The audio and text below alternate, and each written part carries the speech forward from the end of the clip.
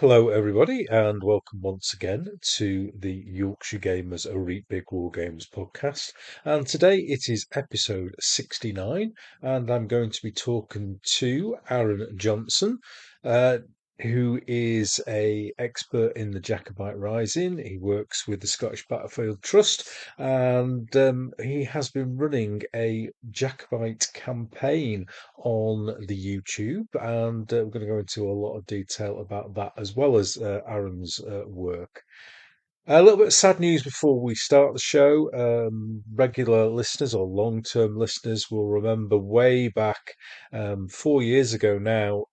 I spoke to Dr. Chris Brown on episode 3.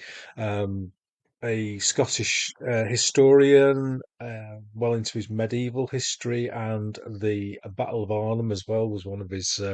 He's got a number of books published on, and he spoke very fondly about his wife Pat, who was kind of his wife and wargaming partner for many years. Sadly, Pat passed away last week, and I think we'd all like to pass our condolences on to Chris. So I suppose it's right that we stay with Scottish history today, and my guest Aaron really knows his stuff. So it was one of those fantastic episodes where I just kind of sit back and let my guest talk because he's very knowledgeable on the subject, which is fantastic. And if you've not seen the YouTube videos that he's done, I would give them a listen. So, time for you to sit back as always, and whether you're going to be enjoying some painting or you're traveling, you're commuting, wherever you're going, however you listen to this podcast, thank you very much. And get yourself a cup of tea, relax, and sit back because it's without further ado, it's time for interview.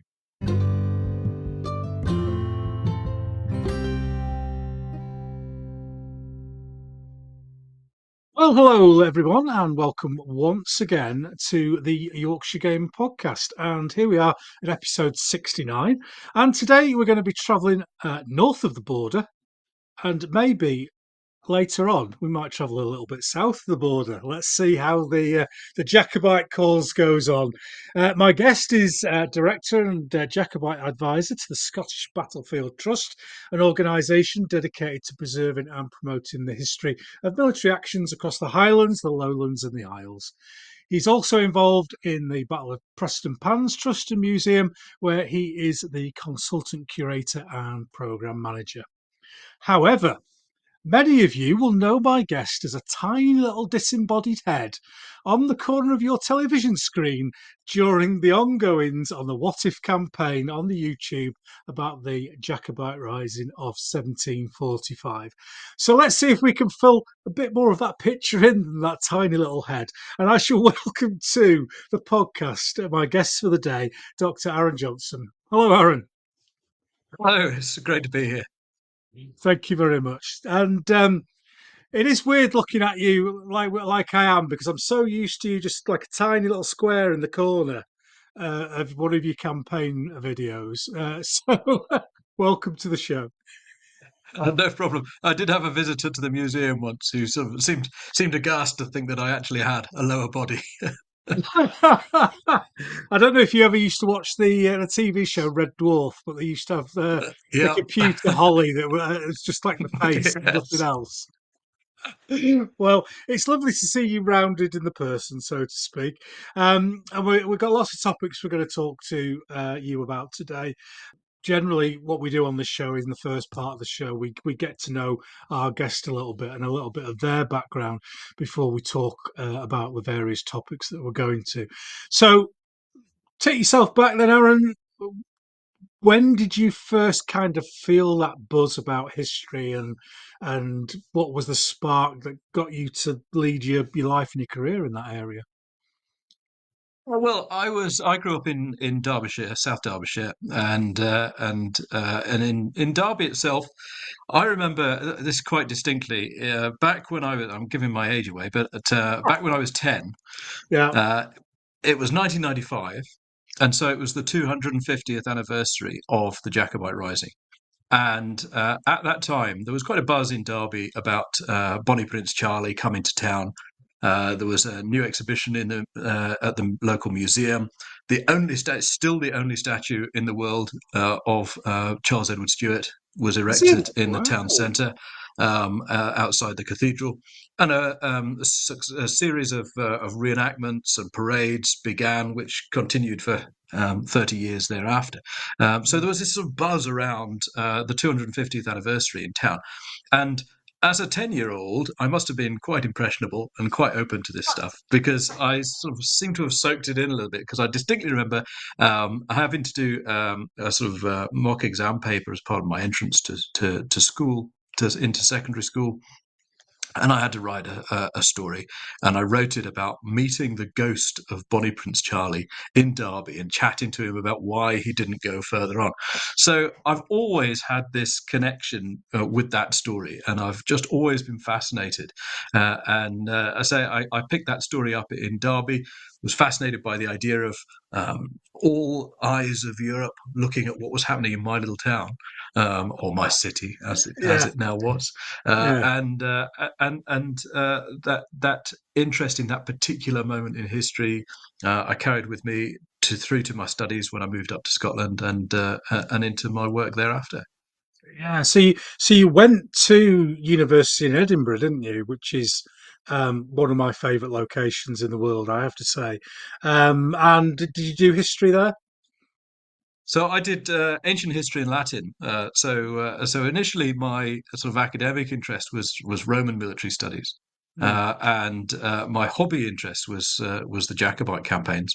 As soon as I came out of university, I sort of flipped that on its head and did it the opposite way around. So so I still have interest in other military periods, Yeah, but it's the Jacobite campaigns that I've particularly focused on in my career. yeah. And the doctor, what was your PhD? What did you do that with? Yeah, well, I did my PhD at the University of the West of Scotland, and I did that on Scottish migration, actually, and the diaspora of Scottish migrant communities all over the world, but mainly looking at how people today engage with historic identity and what their historical connections mean to them. So that's a sort of underlying theme, if you like, in a lot of the work that I've been interested in is not only studying what happened, but also why we're still interested in it, what it means to us, and whether we're more interested in the story we want to tell or the story that actually happened. Yeah, that's very interesting. I mean, it's a big part of the Scottish identity, isn't it? Is it Jacobite Rising or Jacobite Rebellion? Let's get that one. Oh, well, yeah. So this, Yeah, this this is still contentious. If you say right. I it's a thought it might rebellion, be. then you're making a quality judgment, aren't Right. you? Yeah. So Yeah. generally, I try to stick to rising, not because I have one foot in a camp, but because it's a slightly more neutral perspective. Yeah. But Yeah. it's one of the things with this particular subject is that, especially in Scotland, but not only in Scotland, it is still capable of arousing quite strong sentiments. So terminology can get quite fraught. Arguments over Hanoverian armies or British armies or rebellions or risings, they can get into some quite interesting discussions. Yeah, that's very true. In fact, in my very last show, we were talking about the term English Civil War, and how that is misinterpreted, and whether the War of the Three Kingdoms was more, relevant. And then somebody suggested that that sounded like something out of Lord of the Rings. So Well, of course, it began and ended in Scotland, so exactly, you exactly. can't cut us out. No, exactly. So that was, that was a really interesting discussion, and it is good to see how thinking moves on over time, and people kind of put their hands up and go, hang on a minute. Because when I was at school, I'm approaching 60 now. When I was at school, it was the English Civil War, and even the Earl of Montrose and his running around the Highlands and Islands, that was the English Yeah. Civil War, and very clearly it was. Yeah, I'm not sure. I'm not sure Montrose would have defined it so, Yeah. but Yeah. but no, it's true, and we live with the legacy of how we're taught and what we grow up with, and also the historiography that has dominated for centuries. It's the same with obviously. I do a lot of most of my work on 1745, 1746, but that is the end of a long story, and we can take it's where it begins is a fun debate as well. But I mean, Yeah. essentially, we still are loaded with the terminology around the Glorious Revolution, which is a term that comes loaded with baggage from a very distinct perspective, Yeah. and yet is pretty much unchallenged. So the Williamite Revolution or Yeah. the Williamite invasion gives you a different perspective on what happened Yeah, in yeah, 1688. exactly, So. exactly. No, that's yeah, that's no, that's interesting to hear. So your general work then, you've got a website, Arran Johnston Heritage Services. What kind of is your day-to-day role then? Well, I dabble with quite a bit of stuff. I write I write interpretation materials for sites or museums. I do in-person interpretation, some costumed interpretation, that sort of stuff. To be honest, though, these days most of my work is focused on projects for the Battle of Prestonpans Heritage Trust. I've been working with them quite extensively over the last 15 years, nearly now. Right. So that takes up most of my time running programs for them. But I turn my hand to writing tours for sites and galleries and exhibitions and running temporary exhibitions and things. So I like to keep busy. I have no choice but to keep busy. so, Bills to pay. but yeah, and I think like most historians, I have a broad interest in anything historical, and everything is connected. It's all part of the same whole.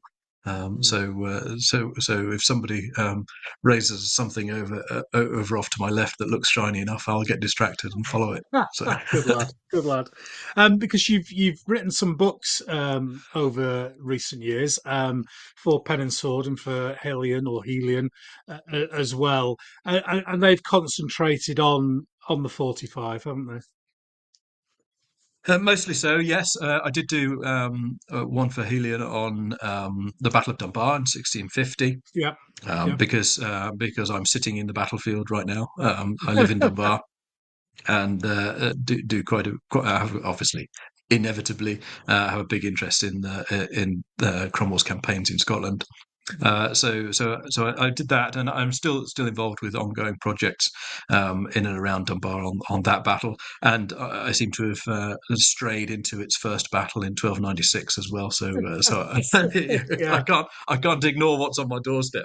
But yeah, yeah. primarily focused on the 45, and I have a particular interest in the leadership of the Jacobite army. My most recent book was about Charles Edward himself and his military capacities, because when you're the commander of an army that gets defeated in a campaign that is lost, that tarnishes how Yeah. people perceive you. And actually, I think once you scratch the surface a little bit more, you find this quite a capable commander there. Mm. Yeah, I think we'll cover that in quite a bit of detail in the last part of the show and how gaming out the campaigns, how that has enlightened your thoughts on him as a general. Um, so just before we kind of finish off this little introduction, then something that's probably not going to come into later parts is kind of your dressing up on a weekend and doing a bit of battle reenactment. Uh, we've had a couple of reenactors on before. Um, you use it in your professional life as an interpretive tool, and also in your hobby life as well. Yeah, so it's first and foremost a hobby. Like I say, I have been able to use it, and I've tried to use it in interpretive work as well. And I think costume interpretation can be very effective when it's done right and it's done well, like I do it, obviously. Obviously. But no, so I think it's very valuable. But I've been a reenactor since I was about 15 years old. Started out doing Jacobite stuff in Derby, pulling a cannon down the high street through Derby city centre every anniversary of the Jacobites coming to town and so on. So Yeah. I picked it up down there, dabbled with a bit of Civil War stuff as well, and Roman over the years too. Like most reenactors, again, I get distracted by somebody doing something exciting somewhere else, and I'll go and get involved. But primarily, my focus is on the 45. I do both sides, so Oh. I've been seen in Scarlet, and I've been and in Tartan. So I run a group up here called the Alabrex Regiment, which is both Jacobite and Redcoat reenactment. It's as any reenactor would say, it's great fun. It's a great hobby. It brings you together with great people, and it's through reenactment that I met pretty much all of the people that I work with on in wargaming too. So yeah, it's a way of life. It's not a hobby, but but nevertheless, it's a great way of staying engaged with history. And again, it's like all the work that I do, whether it's at museums or in the writing, or indeed in a lot of the reenactment that we do. There's no point in us being interested in it and knowing about it if we don't bother telling anybody else. So we've got to keep other people interested in it too, and hopefully it all contributes to that. Yeah. Do you find it a good educational tool? I'll always remember years and years ago, my lad, when he was younger, we went along to an English Civil War reenactment thing, and they had all the kids doing drill and stuff, and he still remembers that now. And I think it's those sort of things like you had with that, march through Derby, that sticks in a child's mind and gets them interested in history or wargaming or whatever you want to call it. Have you found that in your reenactment that you get really interested people involved? Yeah, you do, and we know people learn best when they're learning visually as well, and Mm. it's very powerful for that. Like you say, it's it creates impressions, it creates memories, it stimulates interest. That's not to say it's a fix all, and you can see bad reenactment just as much as you can see good reenactment. Like anything, and same with picking your history books off the shelf. You have to Yeah. be selective depending on what you're wanting to get out of it. So I don't, I'm not under any illusions that Mm. all reenactment has this sort of grand philosophical aim. The reality is, it's a hobby in which most of the participants are there to try and enjoy themselves and to get what they need to get out of it. But there has to be at the other end of that an output that involves the public. So that's what motivates me to do it. Mm.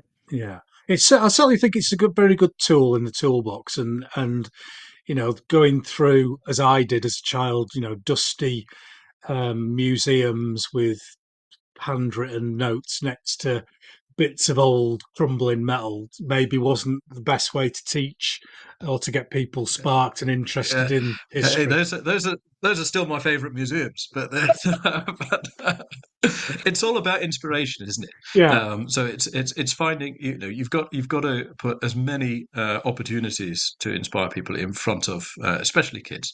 You've got to put the opportunities in front of them, and that means taking them to museums, taking them to heritage sites, taking them to reenactments, bringing mm, stuff to them, yeah, and one or other or all of those methods will hopefully trigger something. yeah. Hopefully, and then there'll be mad people into history like me and you. Yeah, We got that's which is great pro- because I'd hate to think that it stops when we stop. Yeah. Yeah. Oh, exactly. Well, thank you very much. That was a lovely little introduction there, Aaron. So, what I'll do is I'll take a short break for our audience, and then we'll come back and we'll talk about your work with the Battlefield Trust and the Battle of Prestonpans.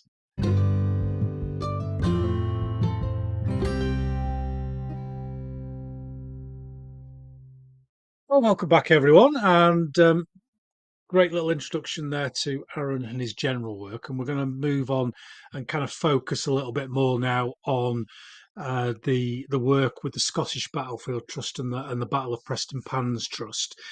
So I think a good thing to start with, Aaron, would be, if you don't mind, just kind of a quick Hollywood pitch on the 1745 Rising, what it was, and just kind of the history behind it.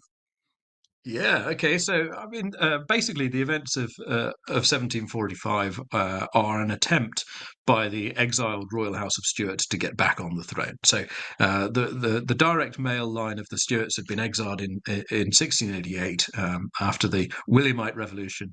And mainly rooted in a sort of Protestant Catholic debate, but also through different perspectives of how monarchy and constitutional monarchy, etc., fit together in the post-Civil War British Constitution. So in 1745, a young man called Charles Edward Stuart, Bonnie Prince Charlie, he's 24 years old. He's grown up exclusively in Italian exile, desperate with the intention of getting the throne back for his family. So he's the grandson of the last Stuart king, James II and Seventh. So he decides initially the intention is that he'll head a French expedition bound up in the War of the Austrian Succession, but that misfires in 1744. Charles Edward, being a pretty dynamic, charismatic, very driven young guy, decides to go in alone, sails to Scotland, and raises an army of initially Western Highlanders. And in the space of a few weeks, he manages to capture Edinburgh, capital of Scotland, of course, defeat a British field army at Prestonpans, just outside the city, and then lead a campaign that starts to grow in strength and momentum, and make a really audacious dash to London. And this is at a time during the War of the Austrian Succession when British big field armies are campaigning in Europe as part of the alliance, and they have to all rush back to Britain to try and stem the tide of this unexpected surge that is rushing towards London. So they get as far as Derby. So that's only about 120 miles from the capital, and there's some panic starting to set in at this point.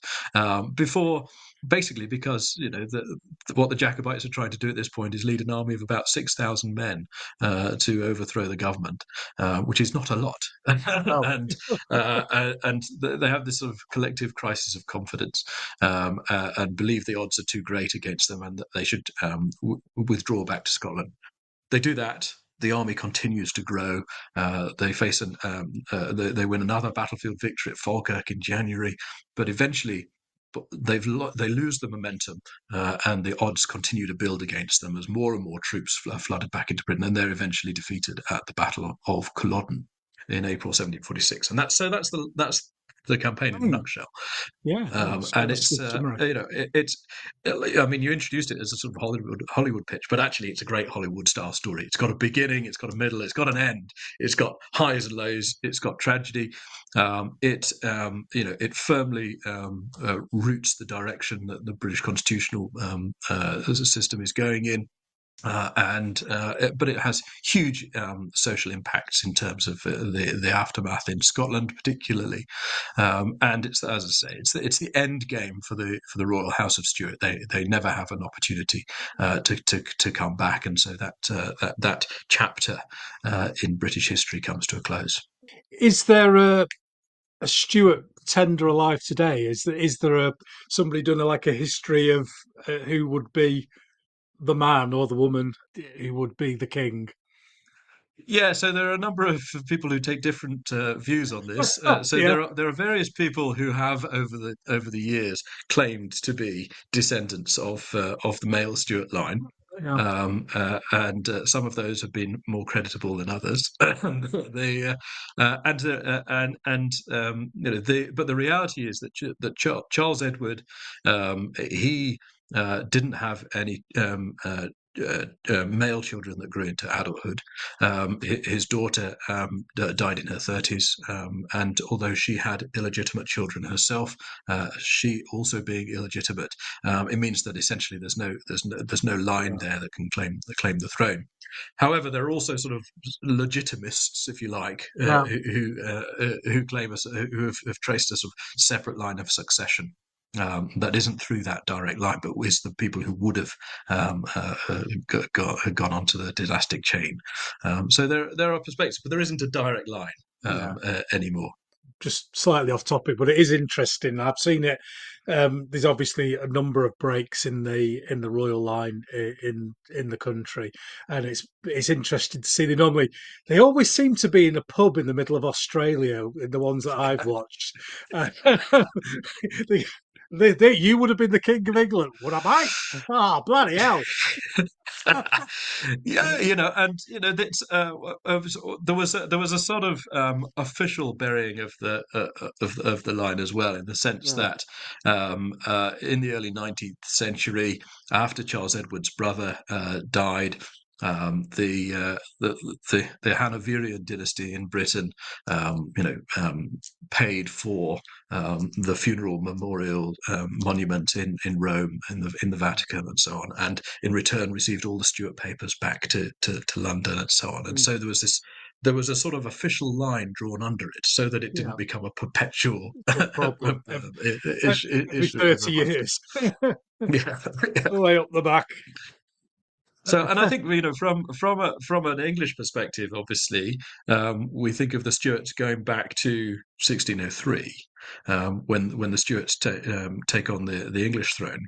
But of course, in Scotland, the Stuarts have been on the throne since the 13th century, and close to the throne. So there is a very, very long dynasty there, that comes to an end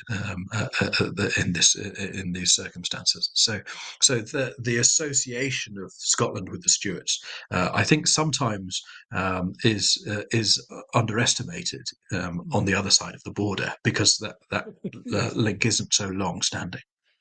Yeah. Was it the intention then to take the crown of Scotland or take the crown of United Kingdom? What was it? The whole thing that Bonnie Prince Charlie was trying to do, or just to go Scotland's ours, bugger off over the No, border? one of Charlie's catchphrases was "all or nothing." Okay, so Yeah. he was here for the three. He promised his father he'd return with 3 crowns or a coffin. So he was coming for England, Scotland, and Ireland, Yeah. and that was the pitch. They had understood that by 1745, obviously the union of the crowns was a century and a half established. The union of the parliaments was for sort of 40 years established. So there was some posturing around the active union in terms of the parliaments, in order to galvanise some support in Scotland. But essentially, whatever the constitutional arrangement would be, the aim was to get all 3 traditional Stuart kingdoms. So that was, and that's why they're making the dash on London in the winter of 1745. And that's it's interesting, because Charles Edward himself identified himself, even in his teenage years, very strongly with Scotland and Ireland, and that identity. His father was much more sort of presenting himself as an English monarch. He'd been born in England, and then spent almost his entire life in exile. But nevertheless, there was that the boys were raised to be British monarchs, and that's what they were aiming for. Excellent, excellent. So we'll just move on. Thank you very much for that introduction. That's it's a lot of people listen to this who may be not familiar with the general period of history that we're going to kind of deep dive into. So let's move on to the Battlefield Trust work, the Scottish Battlefield Trust. And is this is separate from the Battlefield Trust in England? I would suggest. So when did that start, and when did you feel that there was and what was the drive behind it? Did you feel a growing need to specifically look at Scottish battlefields? Yeah, so the Scottish Battlefields Trust is a separate charity to the Battlefields Trust in England, although we work very closely and share a members magazine and so on. We're very closely linked. But the when we first set up, we did discuss how this arrangement should work. But the reality is, Scotland these days exists in a separate fundraising and legal framework that means that it's much easier to operate as an independent entity, and in terms of raising and spending resources, if nothing else. So that that it was about 10 years ago, in fact, that we set up, and it was in a climate where there were threats at Prestonpans battlefield, there were development threats emerging at Culloden battlefield, and Sheriff Muir, a number of places, and there was a sense that if some of these big name battlefields were facing these challenges, then who was sticking up for the others as well? And so there was a sense we had a symposium at Prestonpans where anybody who was interested came together, and we end up sort of signing up to an accord, not quite in blood, but it felt like it at the time, committing to establishing a charity that would campaign for not only protecting battlefield sites, but also lobbying for greater interpretation and access and so on. Now, that's the sort of work that will never end, and is often very difficult to sort of put your finger on specific achievements, other than that we've been able to raise profile of causes, we've been able to put new interpretation initiatives, and we've been able to help people spread the word when there are challenges, and so it's forever work. It sometimes feels like it's firefighting work, but the reality is, at least there's a vehicle for anybody who's interested to be able to share both their ideas, their opportunities, and their concerns. Yeah, so I certainly remember the Culloden development story. How did that end up? Did it end up with the battlefield winning, or how did it go? Yeah, well, battlefields never really win. They buy themselves a bit of time here and there, and that's the reality. Culloden, like a lot of battlefields, they're fought not by accident in convenient places, Yeah. near to important places, and so there's development pressure as to places like Inverness are expanding and so on. Now, there's always other places you can do everything you need to do. Mm. So I don't accept that you have to build on battlefields, but there certainly it's a story of victories and losses. Mm. So the initial campaign, the initial development that a lot of energy was gathered against, went forwards, and the houses were built. Subsequently, however, it has galvanized awareness. Back at that point, what was not really understood publicly was that the area of the battlefield owned by the National Trust for Scotland was not the battlefield. It was Ah. perhaps a fifth or a quarter of the battlefield. Mm. And so the idea was that once you got to the fence, everything beyond that's okay, right? Yeah. Whereas the reality is the lines stretched right out into, and so a lot of the campaigning had to be about simply explaining that to people and getting that message across. Mm. And we find this regularly, and I'm sure it's the case with sites all over the world. Over the years, battlefields shrink in our minds, and they end up being nice, convenient, hedged areas over there that can be Mm. contained as a park or whatever. Whereas the reality is, of course, Mm. certainly for 18th century and before, the soldiers aren't parachuting in, and they're not being extracted out either. So the way that they move around landscapes is much more complex than obviously Yeah. a lot of people tend to perceive. So as I say, it's about raising awareness to an extent that you can make the argument easier next time as much as anything Mm. else. Yeah, that's interesting because I didn't realise that. I visited up there, oh, maybe 20 years ago, and at the time, with my interest in military history and wargaming, etc., I was kind of thinking in my mind, is because they're really crushed in here. There's not a lot of room at all. Yeah. So yeah, I'm kind of glad that those early seeds of doubt in my head when I actually visited the site are actually right. That's Yeah, no, and that- what one of the important things is that obviously we're a very small organisation with a very small number of people trying to keep things ticking over. So anybody who wants to get involved, let me know. But the main thing is that we try to be supportive of people on the ground, so local bodies that get set up to try and defend their patch.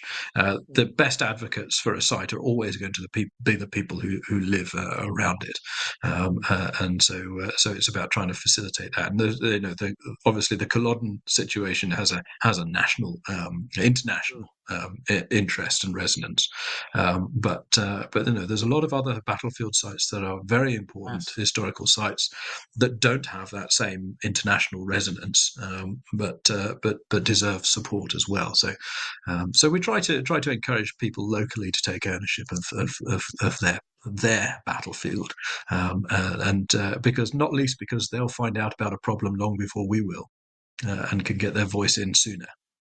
Yeah, I mean, it's good to see, and I think it's a trend that's kind of happening not only in Scotland but also in England as well. You know, I live near quite a lot of battlefields: Adwalton Moor, Marston Moor, um, Towton, or a lot of Ferrybridge, York. There's just loads of stuff around me. And when I first came to this area 40 years ago, nearly, there was nothing there. And now there's a lot more things like the interpretation boards that you were talking about earlier on that kind of show you around the battlefield rather than going round with your old Blandford battlefields of England and Scotland book trying to work out where the bloody hell you are. So that's great to see and great to hear that there are people involved in that. I think it's really important that we look after our history. I hate to say it, but the Americans, it's probably because they've got less history, but the Americans are a lot better than we are when it comes to looking after history. Well, it ought to be easier for us because our battlefields, on the whole, are a lot smaller than theirs. Exactly, exactly. Yeah, I did. Once I had to ring in the Jeremy Vine show on the radio, because they were talking about battle. I think this was at there was an issue at Bosworth. With the development, I'm sure it was Bosworth, and somebody had rung in and said, the Scots would never allow this to happen, and so I had to ring in and say, actually, we're rubbish at this too, but we are trying. So there is absolutely no scope for complacency anywhere. But no, there still remains no legal mechanism to defend a battlefield, to protect a battlefield, simply because it's a battlefield. And so we spent a lot of time sort of discussing with planners and policymakers about well, can we make this more robust? Can we move to a position where there has to be an assumption against building on battlefields, and it's for the developer to make the case for why they should be the exception, rather than Johnny amateurs having to make the case for why they want to protect their history. So yeah, the resources are so often stacked on one side, that it's a challenging and occasionally demoralising exercise, but it's worth it. I can imagine, and good on you for doing that. My friend Stephen Barker, who was on the show a while ago, he's done stuff around Cropperty Bridge and Edge Hill, with the interpretation boards and stuff like that. And I think it's very important work that gets done. So we'll move on to kind of focus a little bit more onto the Battle of Prestonpans itself. And this was the first big action, wasn't it, in the Rising of 45, and it was quite a quick battle, if I remember correctly, from years ago. So Prestonpans, then, give us the Hollywood pitch for that then. Well, as you say, Prestonpans is the first real battle of the engagement. There had been skirmishing prior to it, but on a very small scale, essentially. This was the first moment where the two armies, on the one hand, the professional field army of the British state, and on the other hand, this the new Jacobite army that had been pulled together almost exclusively at this point now, Highlanders, although this is the only battle where you can really say that, even though our perception is that all Jacobites are hairy Highlanders of the north. And Prestonpans is just about 10-11 miles east of Edinburgh. So the Jacobites have just taken the capital, which nobody had expected they'd been able to do. This British army had been chasing them around the Highlands, trying to catch them up there. The whole British strategy had been to win the war in the Highlands and nip it in the bud. That had not worked. But the expectation was that everything the Jacobites had achieved up to this point, and it is literally only 4 weeks of campaigning that have taken place at this point, had been achieved either by good luck or by the mistakes of their opponents. And once the Jacobite army is in front of disciplined volleys by regular soldiers, they will lose the battle. And it'll be over. Prestonpans rather disabused everybody of that notion. So it is generally taught as being one of the quickest battles in Scottish history, and it's probably true that the main clash happens in about 15 to 20 minutes.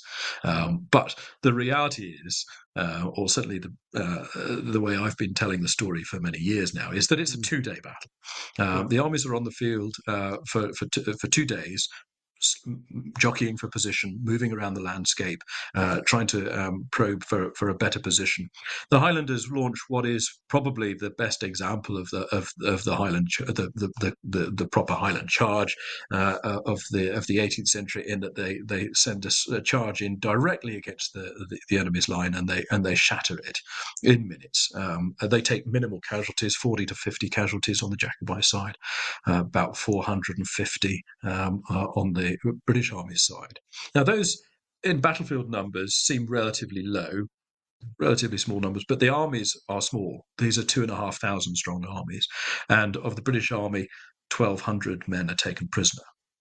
So when you add the prisoners and the dead together, that British army essentially ceases to exist. Only the cavalry escape in any meaningful numbers. And that is the only British army in Scotland.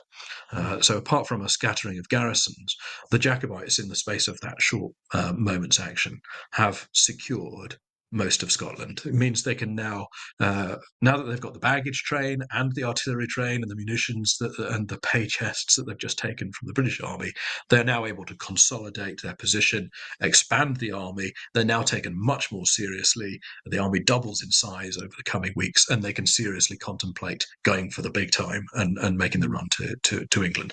So it's a really significant battle, even though it's actually a very small one. It doesn't matter how big the enemy's army is. If it's the only one there is, you've got to beat it, and you've only got to beat it once.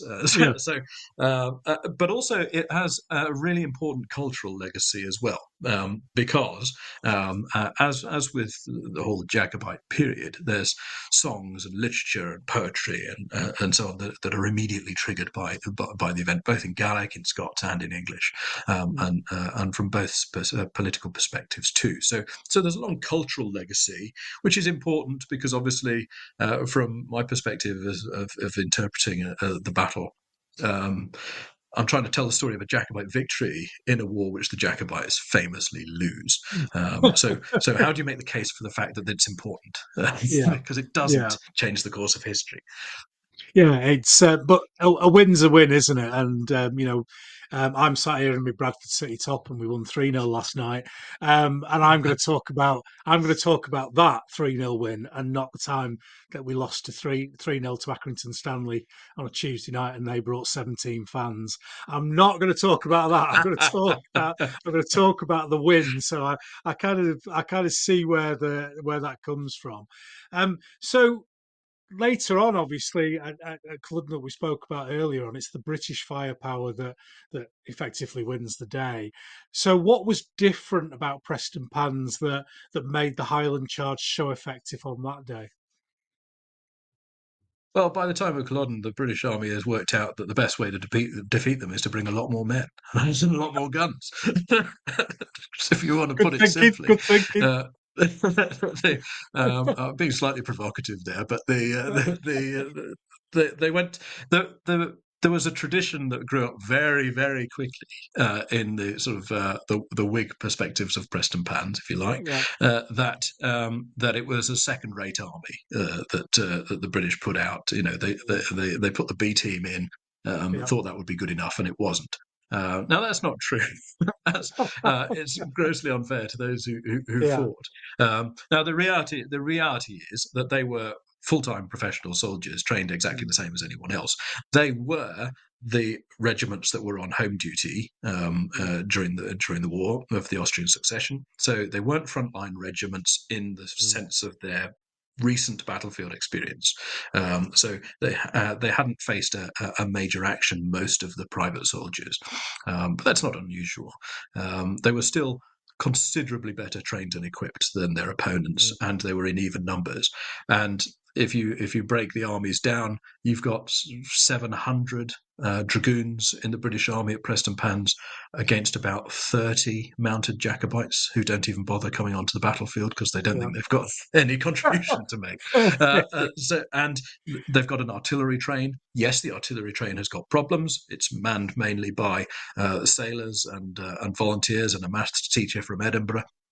Because there are no Royal Artillery crews available. But they've got an artillery train, and the Jacobites don't. So you know, by all the paper reckonings, the British Army should have won the battle. Johnny Cope, the British general, extremely experienced soldier, distinguished career. Knighted by George II and promoted at Detting, and so he should have been a safe pair of hands. There was, of course, an inevitable military inquiry into how on earth this has gone so terribly wrong. But the real point is that the next time that the Jacobites face a pitched field action with the British Army, they win that too. So this isn't just a one-off fluke. There are some innate capabilities in the Jacobite fighting capacity. The problem is, of course, the longer a war like that goes on, the more the odds grow in favour of the state and its resources. Yeah. So the battlefield itself then is to the east of Edinburgh, kind of nearly on the coast, or Ghislaine. I used to go on holiday to Ghislaine years and years ago. Musselburgh, Prestonpans, Berwick, isn't it? So it's kind of just inland from there. When did you first become involved with working around the battle? Yeah, so it's a coastal battlefield. Prestonpans is named for its salt pans on the foreshore there. So it's when I was studying Edinburgh.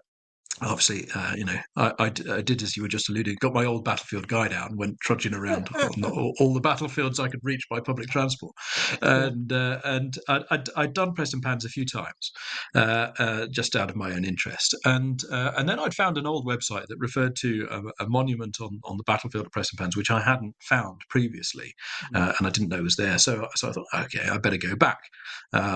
Maybe I'll go back on the anniversary day. It's in a couple of weeks, So that was my plan. Being a student, I got hopelessly drunk the night before I intended to go. Good lad. So I didn't go to Prestonpans. This is relevant in a strange way. So I didn't go to Prestonpans the day I had intended to. I went the day after, once I'd recovered, and that day, by pure chance, a new Battle of Prestonpans Heritage Trust was being established, and so there was a group of people standing on the battlefield viewpoint, waving flags in front of photographers, and so I was wandering around. Now at this point, I was a reenactor. I actually played Bonnie Prince Charlie at reenactments at this point. I don't do it anymore because there's only so long you can pretend you're 24, right? But at that point I did, and I was on the organising committee for the annual reenactments back in Derby and so on. So I went up the viewpoint, and there were all these guys waving flags and chaps in kilts and a Jacobite reenactor, and I went over to them and I said, well, what's going on? And they said, well, we're just doing a photo shoot to create a new heritage trust for Prestonpans battlefield. Who are you? And I said, well, I'm I'm Bonnie Prince Charlie, right? So I got talking to them and invited them down to Derby to see the annual commemorations that took place Yeah. down there. That's how I got involved with the Battle of Prestonpans Heritage Trust, just by the good fortune of having got drunk on the right day, and delayed my trip to Prestonpans by 24 hours.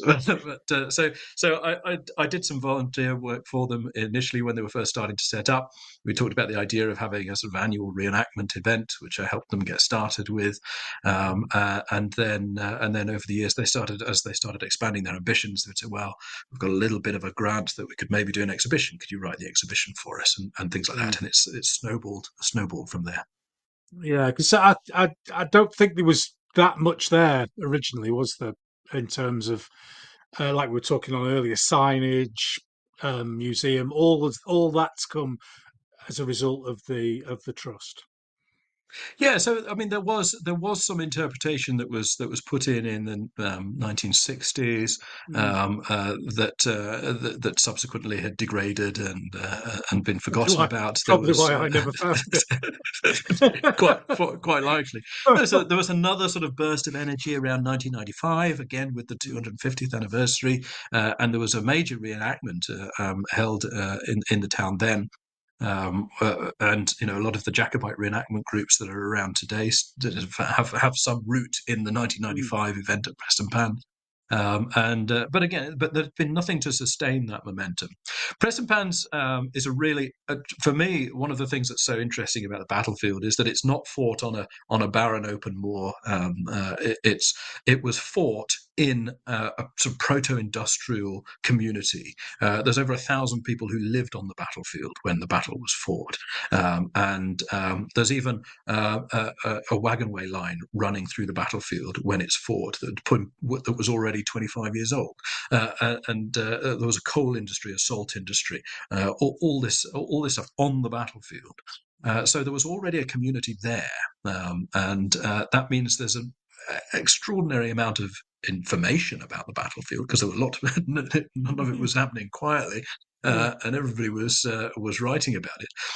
But that nature of that community continued, of course. So it's a community that has coal on it, and has been mining its coal since the medieval period. So that continued, obviously, right the way through into the 20th century. Now, that means that you've got a very interesting battlefield, but you've also got a very challenging battlefield because it is cut across by major interventions. There's been mining, there's been industrial development, it's 11 miles from Edinburgh, of course, so it's under housing strain as well. It's got the East Coast Main Line railway running through it, and it's got the A1 dual carriageway running through it. This is why the battle was fought here, because it's on it's on the main road, right? And so there's a lot of interventions which mean that actually the core of the battlefield is still farmland, and you can still see all of the most important landscape features and quite a lot of built features that were there in 1745 too.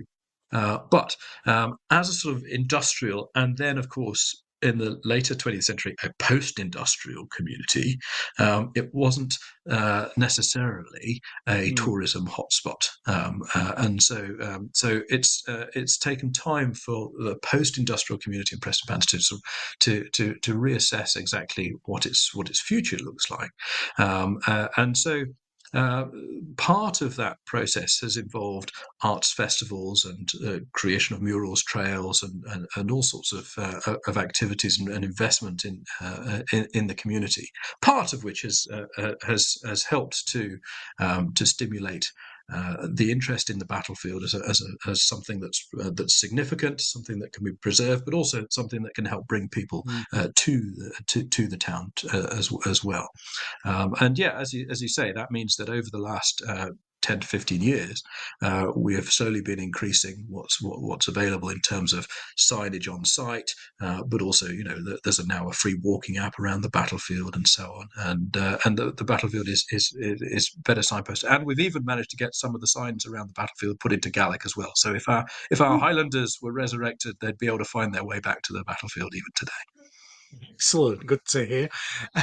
Has there ever been any archaeological work done on the battlefield that you're aware of? Yeah, so there's been quite a lot of amateur archaeological work done on the battlefield Yeah, yeah. over the centuries. The last sort of and the largest sort of formal study was done in about 2009, and that was led by Glasgow University Archaeological Unit. Tony Pollard was involved in that, Oh, and brilliant. Natasha Ferguson, and that was that was really enlightening. It looked for some of the physical remains of landmarks and locations around the site, like one of the houses that played a role in the battle, for example, but also did a lot of metal detection survey. Now, it was an interesting case in that because the survey was happening in this area over here, the amateur detectorists of the local societies got together at the same time to do this area over Oh, there, right. Yeah, right. and which was great actually, because it meant that we doubled the area that we were Yeah. covering, and the Glasgow team were able to get involved in that side of the area as well, and inevitably, perhaps, it's that side of the field that yielded all of the interesting results. And so it goes back to what I was saying earlier about battlefields shrinking over time. The Yeah. field in which I was always told when I first walked the battlefield that this is where it happened. The Redcoats were over there, the Jacobites were over there. That is not where they were. So, the battlefield is much bigger, Yeah. and it's across the road. And Right. but I mean, what you're trying to do is trace people who are never standing still for very long, and Yeah. especially at a battle like Prestonpans, where once that line is broken, it scatters into the field, and that. So we found quite a lot of munitions. We have the convenient differentiation potential at Prestonpans and Mm, Jacobite battlefields, in that some of the weapons used by the Jacobites are private arms or French supplied, for example, and so mm, they're using different calibers of musket ball to the Brown Bess, which is much more standardised, of course. So we can pick those mm, apart. I still think there's more to be done. We're looking at the moment at potentially trying to get some funds together for an investigation over in the next few years, because I'm still not satisfied that we've caught evidence of a direct, actual physical clash. I'd still expect to find more broken stuff, mm. and small fragments that suggest that physical tussle. It might be that there wasn't a protracted physical tussle, and the line breaks much quicker. But I still think when you compare it to what's been found at places like Killiecrankie, which is also where a Highland charge has been received, there's much more of that sort of stuff. At Right. the moment, Yeah. we're mainly finding musket balls. Yeah. So I think we may have found the early exchange, and that if we come back a little bit, we will perhaps find some more. But we know Mm, where the archaeology answers some of the questions that nobody had really been asking. The like the artillery train. There were six British guns. They only five of them fired during the actual battle, because the first had fired the warning signal and had not been mm, reloaded subsequently. mm. And the crews, which I've already mentioned, were a little bit improvised. They ran as soon as they saw 600 men from Clancameron bearing down on them at 5 o'clock in the morning, which I Yeah. don't blame them for. But they left the officers behind to fire the guns essentially on their Mm, own. mm. And the crews that ran took the powder horns, so you couldn't reprime the guns. So they only Oh, fired that's- once. So we've got yeah. 5 guns that only fire once, and we have been, especially in the last few years, we've been finding pieces of canister or grape on the battlefield. Mm. What that tells us is, is what those guns were firing. And actually, statistically, I think it's quite a good strike rate when we know there's only 5 cannons and they're only fired once, and we're finding the evidence of Yeah, I know, that's a good them. estimate. No, but nobody in any of the historical accounts tells us that they're not firing ball. So it's a piece of the picture that we're able to satisfy ourselves on. As I say, it's not necessarily a question anybody had really asked until, but now we can say for sure Yeah. that's what's happening. Yeah, and canister would suggest a closer range as well, wouldn't it, than ball, which is a lot more effective at long range. Once you get too far away with canister, it's ineffective. So that would suggest that the Yeah. guns were closer to the lines than initially thought. And also, you've got that thing, haven't you, of the age-old question of whether it's the morale of the charge, of the soldiers facing the charge, that makes them break, or whether it's the actual contact that makes them break. And that's an interesting question. And either way, whatever the evidence produces. Yeah, that's right. I think that's it. There is a long tradition that the army runs before out of sheer terror at seeing the Highland Yeah. charge coming at them. Now, it might be true, but it hasn't been proven. And so I would like to be able to complete that sort of the area behind where we think the initial engagement was, and so if we've covered that area and we're not finding the broken bits, then I think we can say that the line probably breaks before contact, at least in part. So, like you say, it would be nice to be able to answer that question. It doesn't change the overall narrative, but it does change our understanding of the experience of being on the field. One of the things that I often hear people saying how terrifying the Highland Charge must have been. Absolutely, I'm not sure I would want to stand still, staring at that first thing in the morning as it comes towards me. But we often forget to look at it from the other side as well, in how terrifying it must have been for a Highland soldier who'd never done this before. This is not, by 1745, the same as a century or 2 centuries before, where you're plucking people out of a highly militarized society that's regularly scrapping with its neighbours. That's not really the case culturally by 1745.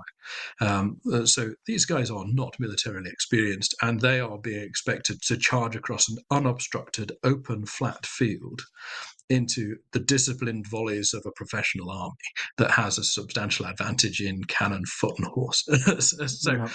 So that must have been a terrifying thing to pull yourself into doing. So the more we can get into that experience of the contact between the two armies, I think the more we can get ourselves into appreciating the experience of the men who were there. Yeah, and fascinating that we're still learning after all this time. Yeah, and that's it's a really well documented battle. There's a lot of eyewitness testimony from both sides, not least because there's a full public inquiry, and the evidence was published, although not necessarily entirely honestly. But there are suspicious occasions where the same phrase is used by different witnesses. But leaving that aside. There's also civilian eyewitness testimony as well, from the people who lived around the battlefield. So there's a lot of evidence about it. A lot of maps were produced very quickly by people who were interested. People reading the London Post or the Gentleman's Magazine had never heard of Prestonpans, so they want a map. so all this stuff was produced very quickly. So there's a lot of evidence, and yet it is, as you say, we are still learning new things about it. And so there is, we've got a big research project happening at the moment that's looking at the people who lived on the battlefield at the time the battle was fought, and we're finding interesting things. We're finding ladies in the parish who are marrying British soldiers a couple of days after the battle, for example. Now they must be wounded soldiers that are in their house in the aftermath of the battle, or prisoners. But we're starting to build up a sense of how the battle impacts the community and the people that live around it, and so there's always more to find, which is just as well, frankly, isn't it? Keeps you in a job. Keeps you in a job. Yeah. We'll just finish this section off then, just to talk about the museum itself. Then that has sprung up within the. Is it in the town hall? Yeah, so we've always had an ambition that there should be a museum or visitor centre for the battlefield.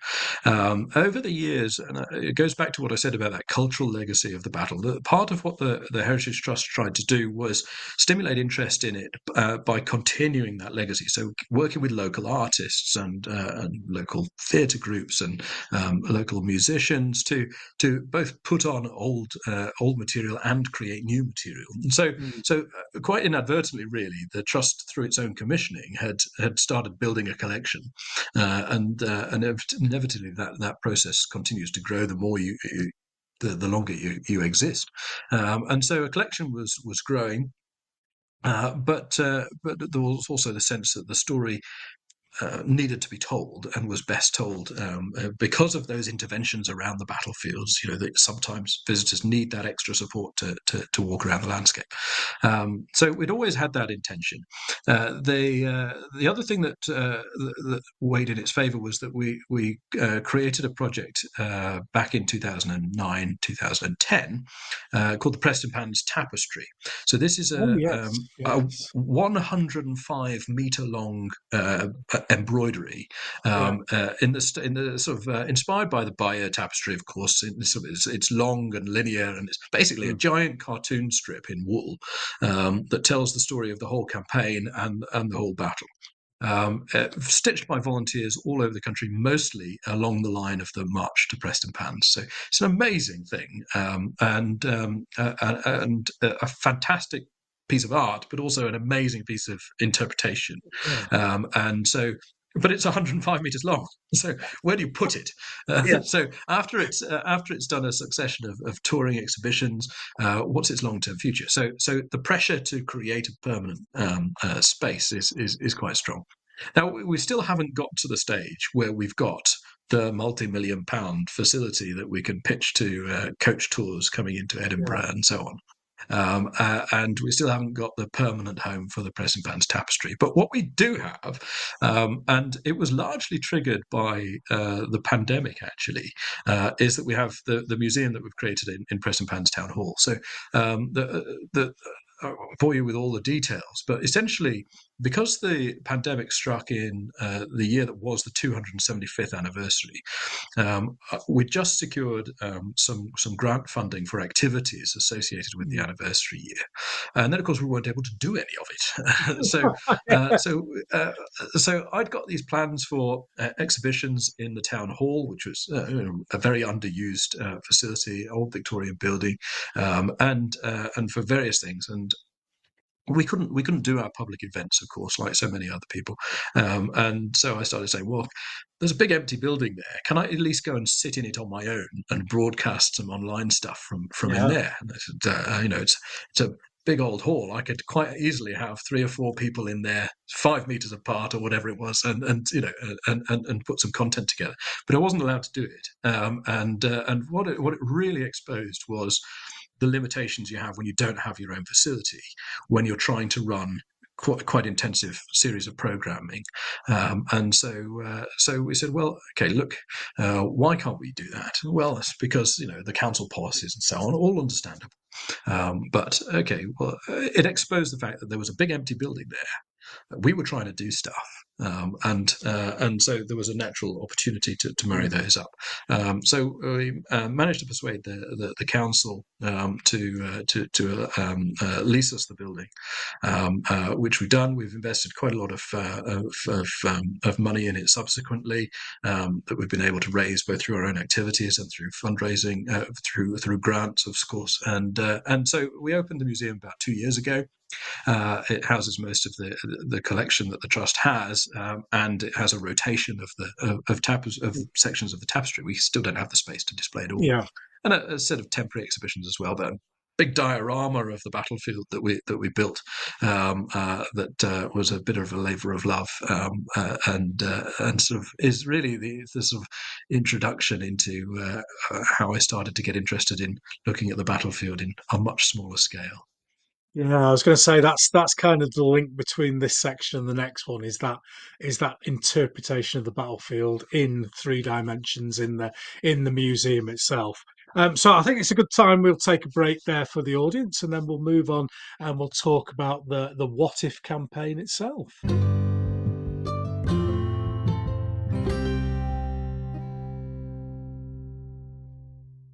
Okay, everyone, welcome back to the final section of the show. And we segued nicely there from part 2 to part 3, talking about this war games table, effectively, is what it is within the museum. So I think probably a good place to start, Aaron, would be kind of your introduction to wargaming then, and you've clearly seen it as a educational tool at some stage. So how did you hear about wargaming? How did you kind of think about using it within the in the confines of the museum? Well, to be honest, I have no great background in wargaming myself.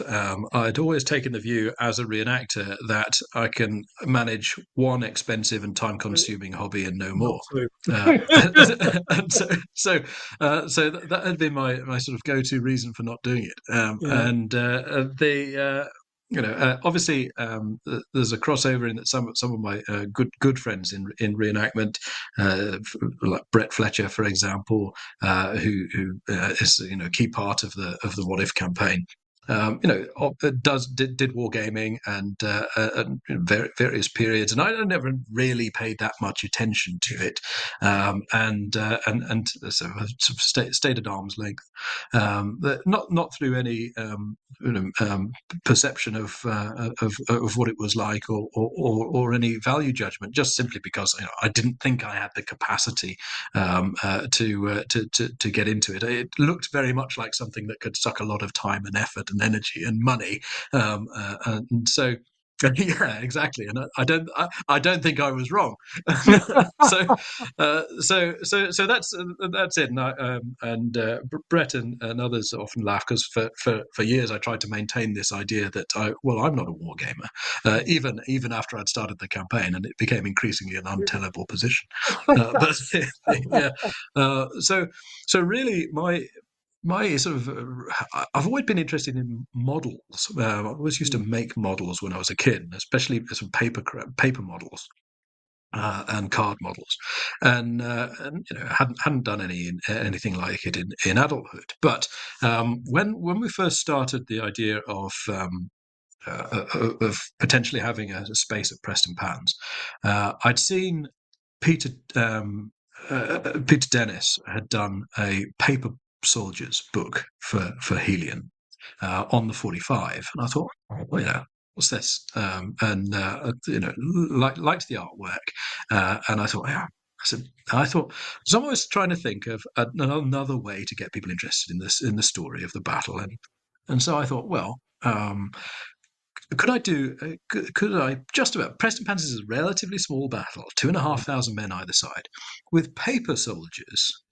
Could I do it 1-to-1? And so I thought, well, I can do it cheaply. So whether I'd been in an asylum after I'd got halfway through or not, I don't know. So I decided to go for it. And I spoke to Peter, and because I said, your book's got Bonnie Prince Charlie on a horse. Well, he fought on foot at Prestonpans. If I'm going to do this, so he drew me a naval gun crew and Johnny Cope and a dismounted Prince Charlie, and so I did. So I made 5,000 of these paper soldiers to do a display of 1-to-1 ratio Battle of Prestonpans, and visually the thinness of that line suddenly becomes very, very apparent. And I displayed it in the function room of the pub in Prestonpans at the time that we had the reenactment of the battle on, which we ran for many years annually. Now it runs every 3 years because it's an expensive odd job. So I did it as part of that. And in fact, Peter came and had a look at it and was I think amazed that I'd had the patience to sit and snip through it. But nevertheless, I thought that was great. And then when we had the keys to the town hall, the first display I put in there was this. And when you stretch them out like that, they took up 8 meters of space as a battle line. So it was a huge display. But it was the beginning of this idea that actually I could use the flexibility of the small figures to visualize different aspects of the battle. At the same time, we had the trustees at Prestonpans had commissioned a wargaming table for the battle quite early on after the trust's creation, and so they'd had copies. They'd commissioned buildings suitable for a 10 mil scale model, sort of table of the battlefield. And as part of an early engagement project, this table that was in big pieces could be reassembled in a school hall, and the kids could on a very simplified set of rules, the kids could play out the battle. But it was a table that had been made for gaming.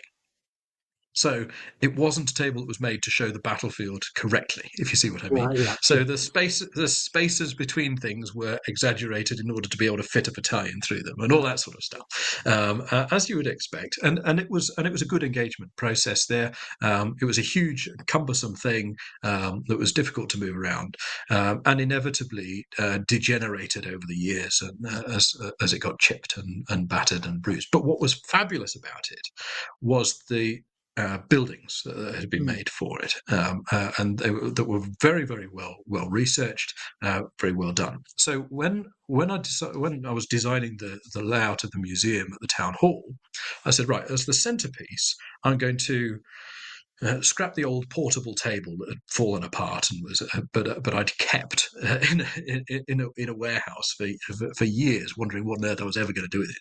I was going to scrap that, but preserve the buildings and rebuild it as a diorama of the battlefield. So we had a very ambitious project to try and get this museum open in less than a year since we got after getting the keys, and so I had very limited amounts of money that I could spend on anything. I had to paint the walls myself. So in that context, I was like, right, well, I'll build the table myself. Watch a few YouTube videos. How hard can it be to build a diorama, right? So I started working on that, and I thought, but I'd not painted figures before, and so I was like, well, I don't need to worry about the buildings because we've got those. I don't need to worry about the figures because I can persuade my wargaming friends to do those.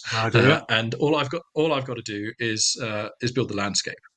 Which sounds fun. So that's how I did it up, and I got some of the guys who were in my reenactment regiment, Brett Fletcher, Dave Smith, who's up in Aberdeen, and Alex Morsman, who's down in the borders on the English side. Got them together and said, will you guys paint up these 10 mil figures for me? I spent an inordinate amount of time trying to work out the ratio of how many figures to represent how many men. So I got the proportions right on the diorama. And afterwards, I thought, why did I worry about that? Nobody's ever asked me. But nevertheless, so that's how we did it. And they came and they had a weekend.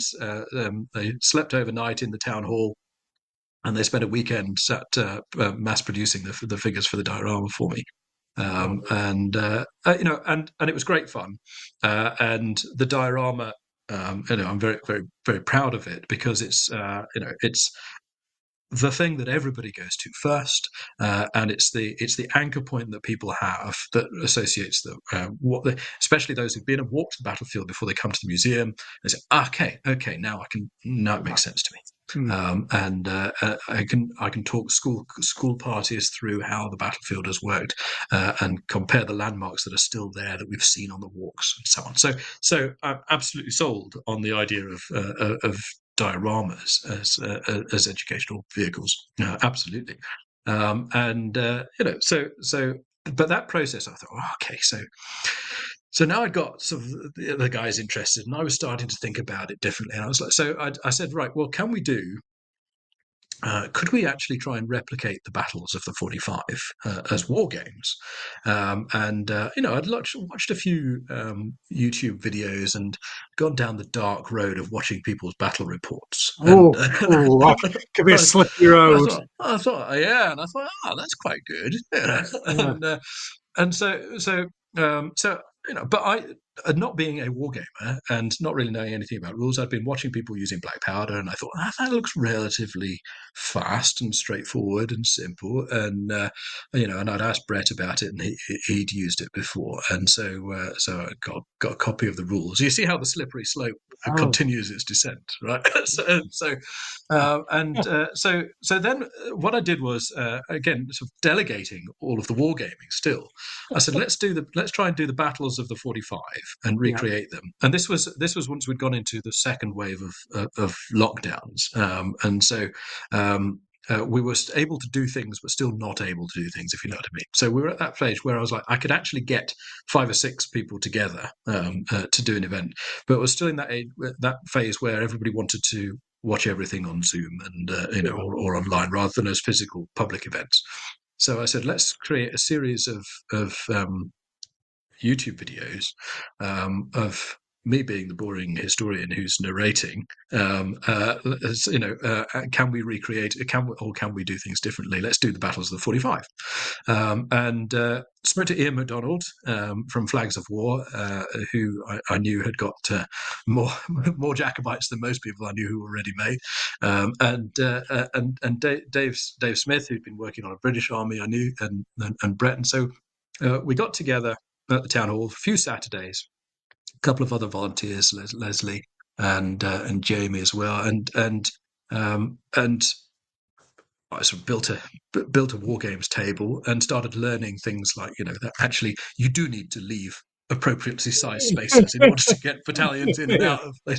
I was great at creating really pretty bottlenecks, and we.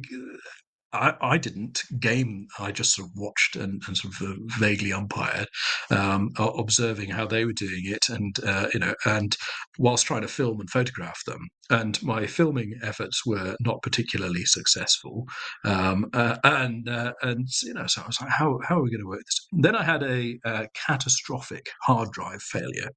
And we'd done Prestonpans and the skirmishes at Inverurie and Clifton. We hadn't done Falkirk and we hadn't done Culloden. But we'd done those 3 battles over 2 weekends, and I lost most of the footage, and that rather stuffed my enthusiasm for the project. And so I was like, okay, but it was the germ of the idea, I suppose, of doing something, because I was still sure that there was a way I could tell the story through the figures, and credit to Ian MacDonald really, because his were the first, because he'd just done his first Kickstarter for his Jacobite miniatures, and I bought some. And I was like, what? And I did all the usuals, and I posted up on Facebook a picture of a drummer with really boggly eyes, and I said, is this right? Is this what you're supposed to do? And so and loads of my friends started coming out of the woodwork and giving me advice. Don't bother with pupils, and and this sort of stuff. And so I sort of started painting up a few figures myself, and it was out of that I started thinking, one of the things that people always say to me, often say to me at the museum is, after Prestonpans, Prince Charlie should have been satisfied. He'd taken Scotland, he'd got Edinburgh, he'd beaten off the British army. Take it at that. Negotiate the independence of Scotland. Job done. It was the dash to London that perpetuated the war and led to his defeat. I was like, I'm not convinced that's true. But I thought, okay, so what would have happened if he'd just settled in Edinburgh, or if he'd decided, instead of rushing into England, that he'd consolidated Scotland first? Because I was always convinced that there would be a counter invasion in the spring or whatever if he'd not gone into England anyway. But there's so much about the story of the 45 that is asked in terms of a what if. What if they hadn't gone into England? What if they hadn't turned around at Derby and that had kept going to London? What if the French had invaded, as they had intended to do and as Prince Charlie had hoped they would do? What if the English had risen? All of these what ifs that you can articulate sensible answers to some of them, but obviously the more you stack up the what ifs, the less you're getting, the further you're veering away from a defensible position. Yeah. So the story obviously lends itself to those sorts of questions. And because it's a relatively linear campaign with limited finite resources on both sides, I thought, could it be that we could turn it into a wargaming exercise? But I hadn't really any idea of whether you could do wargaming as a long campaign. And so, again, I sort of spent time poking around on YouTube, seeing what other people had done. Still not, to be honest, finding anything quite like what I was envisaging. I looked in at the Warlord Games had got their Last Argument of Kings supplement that covered the 45 and that had a campaign game mechanism in it. So I thought, aha, I don't need to reinvent the wheel. And then I was like, but it's not open-ended. It's a staged process which I can see working as a game, but is it a game that would teach me anything? And so I thought, you've got to try it, right? See what you can do. So I spoke to Brett and Dave, and I said, look, we've got the armies because we'd assembled the armies for doing the previous sort of flash in the pan exercise, and I'd started investing in buildings. They laugh at me because I always used to say, "Oh, no, I'm not a wargamer." And they say, "Why have you got so many boxes of buildings and boxes of trees?" And I said, "Well, because." So I said, no, I enjoy making them. I enjoy trying to recreate a landscape that's real. I was long past, although I didn't realise it, long past the point of no return by this point, I think. So we'd got the essential elements together. So I said, can we try it? That's when we decided to start the first What If campaign that would hopefully be a way of reaching an audience that we weren't already talking to, trying something new that would be visual. And also potentially a bit interactive, and would be because after the pandemic, when everybody had done everything online for a couple of years, and then everybody was going back to doing everything in person. And I said, but actually, most of the people I've built up on our social media following through Zoom talks and lectures and so on over the last few years aren't anywhere near Prestonpans. So what can I do that keeps generating content that will keep them interested? And so I thought, well, maybe this is something that has potential to be, a six-month exercise. And so that's why we said we'd try doing the What If campaign. And again, because because I'm not, I wasn't really. Certainly didn't think of myself as a wargamer. I thought, well, I can umpire it, and sort of and plan it out. I sketched up what I think was a set of rules for running the campaign that give me absolute godlike authority to change them at any opportunity. The best rules. And then try it. And I knew that in Brett and Alex and Dave, I had some good wargamers who could actually make a meaningful game on the tabletop. They were also brilliant painters, and so the figures were always going to look good enough to be worth photographing. I usually put my miniatures sort of at the back to flesh out the charge, and I thought, well, and I'll just make pretty landscapes for them to march across, and that was the idea. So the initial idea was to try and create a campaign that would be genuinely cause and effect. So every action you took would have a potential consequence, whether it be a good one or a bad one, and we could see. But it was the starting point initially was what if Prince Charlie had behaved differently in the immediate aftermath of Prestonpans.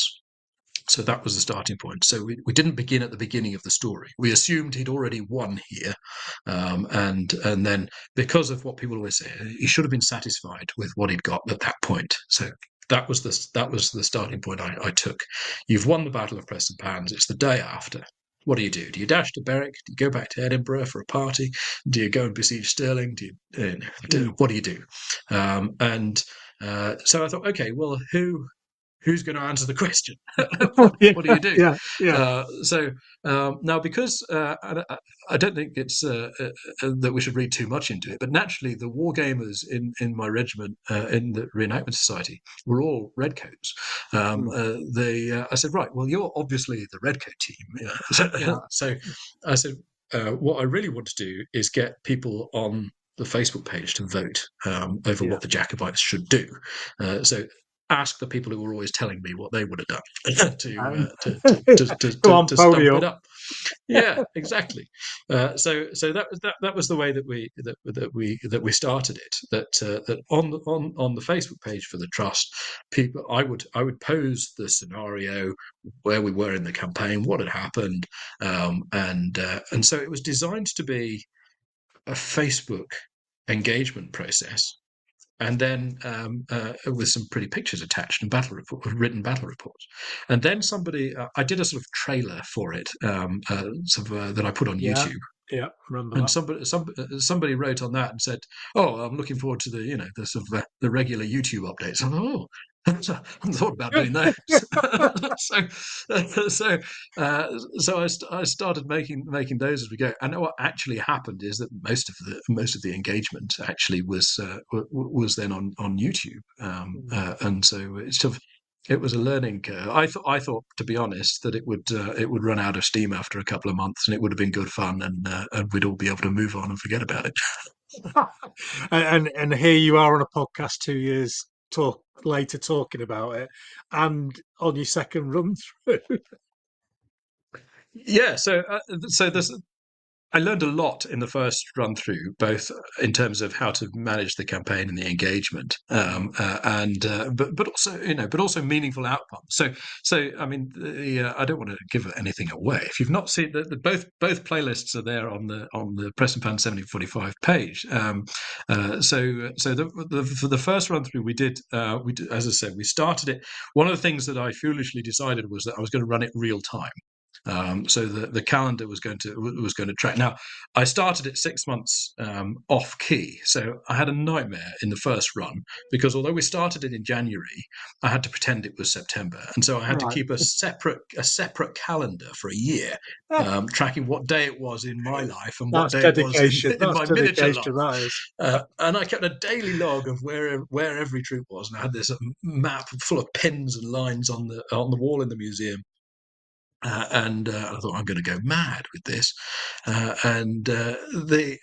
it was kind of fun, and it started getting small. Obviously, one of the challenges with being real time is if a battle happens, where are my fighters? Dave's in Aberdeen, Brett's in Fife, Alex is in Cumbria, and there's only me in Prestonpans. So how do I fight a battle? And so I generally started, I'm going to have to fight for the Jacobites, because they're, because that's the sort of the Facebook team that aren't here in person when it comes to the tabletop. So I had to learn, obviously, how to actually play, but then small scale little scenarios started coming up that had to be dealt with independently, or that I would either solo game, or that I would get one or other of my friends to come along and game with me, so that we could keep the narrative moving. So we didn't have to keep pressing pause and then wait for 6 weeks whilst we found a free weekend for everybody to get together. So that was a real challenge. And then, of course, as the campaign goes on, it's like, let's move the Dutch regiments up. Dutch regiments? Better paint some Dutch regiments. And I was, oh God, I think the French are going to land. Guys, we need to start painting up some French. And then we decided, okay, well this can only be resolved by a naval action. So God, we need a fleet. And so it grew arms and legs but we ran the campaign all the way through to its conclusion, I thought there were actually some genuine lessons for me in terms of the historical analysis that emerged in terms of the way that the odds changed during the course of the process of the campaign. I worked and work very hard to try and keep everything that happens plausible, defensible, and rooted in some way in the historical context at the time. There are not infinite numbers of troops. Men are finite resources, and that actions have consequences that can be long term, and losing particular territories or securing particular territories and so on will impact your potential to raise recruits in different parts of the country and so on. So I try to build all that stuff in. And I did. There were things that I thought afterwards. Well, actually, that could have been tweaked a little bit, or that could have been better. And a lot of people seem to have enjoyed very much so. watching it. And so what I hadn't felt is that I had quite succeeded in terms of the engagement in the strategic conversations that happened on the Facebook page, because they happened and they were interesting, but it was often very simple polling and people give me their views, and then it would be a few weeks again, and then I would ask them what they think the next time round, and they would be responding to the news that had gone out in the YouTube reports. But I thought, but it was I didn't feel that most of the contributors were immersed in it in the way that I was having to be. So I went to let them do some work. Exactly. So I did change the mechanism for doing it the second time round. For a start, once we'd come to the conclusion, I intended never to touch anything like it again for several weeks because I was exhausted. But then I thought, well, actually, we could do it better. We could do it again, and see if it's it's a scientific test, right? So you've got to be able to replicate the results. Repeatability, yeah. So, but I said this because we talked about, should we do another campaign, a different historical period or a different event? We talked a bit about, well, you could do Montrose, but it needs to be something linear. It's very hard to do a campaign like this, I think, for a large-scale conflict. It needed to be something that had a specific strategic objective, like a regime change that you can game from a beginning to an end. And so the 45 does sort of lend itself to, I think, to this particular type of idea. So in the end, we just sort of said, well, let's just try it again, and this time we'll swap it over. So I said those that had been the British team last time should be the Jacobite team this time. With the engagement last time, there was more scope for me to manipulate things if I wanted to, which I tried very hard not to do, and I didn't want to lead the narrative, and especially I didn't want to get what do you do when they all vote to march on Portsmouth, for goodness sake? And you're like, oh, really? What are you doing? What are you doing? I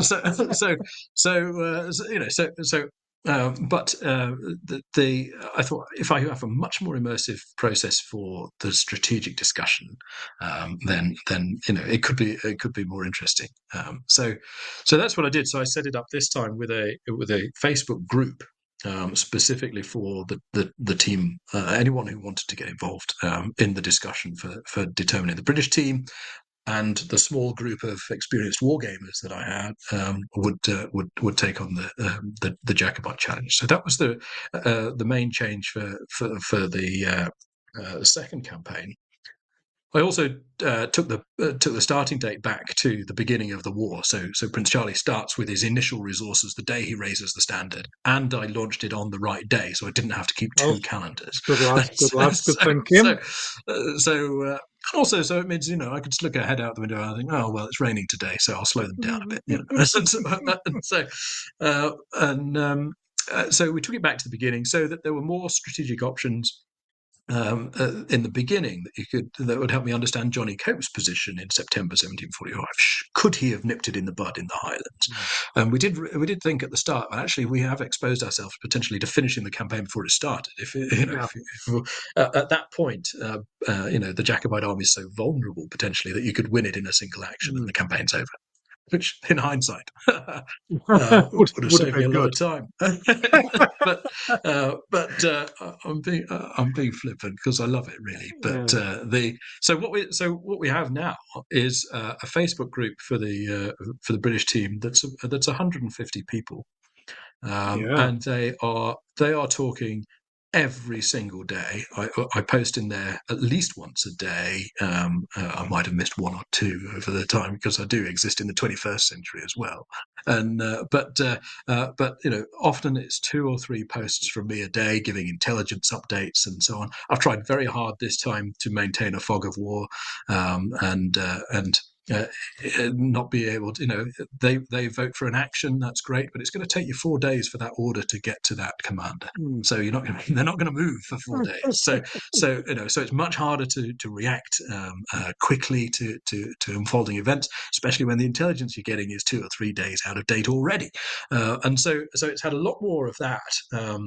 So there's 2 experiences, I think, in the campaign. There's the one for those who are contributing daily in that conversation, and then there's the sort of armchair general who watches the reports on YouTube as they come through, and obviously there's some overlap between them, but the dynamic around the engagement is much more rewarding this time, I think. Yeah, I one thing I've recently joined the group. I've not involved myself in any of the decision making, but it's very interesting to see the discussions going on. And as you say, it's not a vote for 1, 2, 3, or 4. We're going to do this. There's a lot of discussions around options, and you've got people suggesting things. Is there a like a hierarchy within the group of commander in chief, or is it a communist collective? It's much more the latter than the former, Right. which is not very 18th century British army, No. I know. We're some sort of completely ahistorical council of volunteer advisors that seem to be hanging around the Duke of Cumberland, telling him what he should be doing. So I mean, there are tiers of people that are involved. There's a lot more people who vote on things than who contribute directly into sort of the conversation. So some people are much more invested in it than others, which is what you'd expect, I guess, for a group that size. And some people are very invested in it, and if I'm not producing intelligence reports quickly enough, they do tell me. So the conversations are really interesting, and what I've tried to do, in the early phases, it was much easier for me to be saying, okay, well, the obvious 3 or 4 courses of action from this point are these. So I can make a poll for those 4 courses of action. As you start moving forward and the situation gets much more complex, then it's less clear actually what your strategic goal is.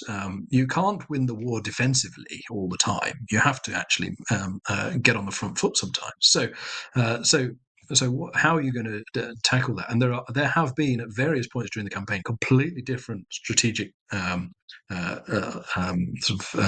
approaches to how to bring down the Jacobite army, and I do think there are chances that have been missed. Obviously, I know where all of the forces are at any one time, which the participants don't. Neither do the Jacobite team. So sometimes I'm thinking, what are you doing? Why? No, just keep going.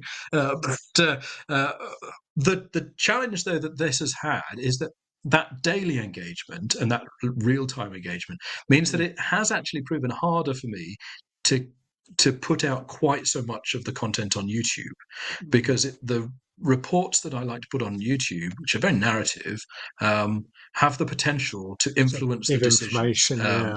Yeah, I can't tell you the YouTube audience where the Jacobites are if I've spent weeks trying to not tell them Yeah, the yeah. teams, and vice versa. So that has, it means that there have been, I think, fewer video updates in the campaign this time, but that is the flip side of having that much more in-depth engagement at the other end. I mean, obviously, you haven't had like a vetting system for people coming into the Facebook group. So, was the concerns about Jacobite interlopers within the group suggesting marching to Anglesey, every couple of weeks? Donald Well, McDonald from from yes, Inverness it would, has might have suggested that stuck we out. march to Yeah, Anglesey. in 4 columns. Yeah, yeah, yeah, yeah. Yeah, so I think frankly, there have been occasional panics that have we been infiltrated, but I think that's usually as a cover for I think we've just made a mistake, and Yeah. so, but no, I mean I've tried very hard to keep people out, to make sure that that's one of the reasons why I didn't try to have both teams Mm. as sort of public teams, if you like, because I'd never have been able to manage that crossover Yeah, no, in the same way. I think a few months ago, somebody posted up saying, "Well, actually, who are we all?" And that was really interesting because it meant there was a chance for people to say, "Well, actually, well, I'm in North America, or I'm in England, or I'm in Scotland, and I'm interested in the history, or I'm a wargamer." There's a lot of people in there who are wargamers, long-term wargamers, usually of different periods, and so that's interesting because not everybody is coming into it with a particularly strong historical knowledge of the 45 or a particular geographical knowledge of the Western Highlands of Scotland or indeed the south coast of England, as you suddenly need to require at various points and so on. Although there are people in there at all points who do have that extent of knowledge, and so it's quite so which is great because that's really good fun because it tells me that firstly we're talking to people that we weren't talking to before, and that that they potentially are new to the 45. I've tried very hard not to keep telling them where they should buy their books and if they want to know more. But it's hopefully what it means is we've not got too many preconceived ideas, and as to how the war should be fought. And I've tried quite hard, and I think most of the participants have as well. To be fair, not to sort of game the system. I haven't very deliberately not given out the rules that I use, because I've tried to build in a lot of trigger points and events and activities that if you do achieve something, it will have an impact, or if you don't, or you allow somebody else to do something, then it has a reciprocal impact. And if you know what those are, then it influences the decisions that you propose. And so I've tried to keep those. I've tried to keep it all plausible historically, so that I can defend why that might have happened. But at the same time, I've tried. I haven't wanted to give everybody all of the detail. Oh, of course, eventually over time they tease out of me. Okay, well. How come they're marching so fast? and so some of the mechanics become self-evident, but I do try not to reveal too much of the inner workings. Although there are times when we're so immersed in it that I occasionally get asked to think, I don't think I have a mechanism for achieving that. I'm going to have to rewrite something. Well, So as an experienced wargamer, I can tell you that is not unusual, especially with good. campaigns.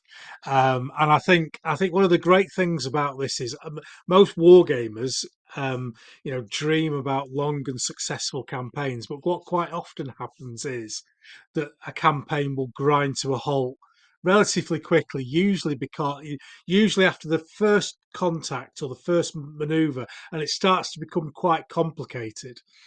As you progress in history, and I've done a lot of naval campaigns where you're looking at Mm. searches and sending off individual aircraft into certain compass points, Gosh. and it just becomes an absolute nightmare to run. So if they've got somebody like yourself investing the time to run it, then I think it's a fantastic opportunity for people to be involved in something like this, because the story that it tells and the story that you're trying to tell is very often the thing that is missing from wargaming. When you play a 3 hour battle on a Tuesday night, you don't know how your troops have got to this position. Mm. Why is my general set up next to this river? Why is that? And then you win, and it's like, well, what have I won? Well, nothing really. Yeah. So it adds context to the hobby, and it adds context to the overall game. So I can very much see how people have got involved in it to such an extent. Obviously, we've talked about the rules. You're going to keep those hidden away, and I can see exactly why you're going to do that.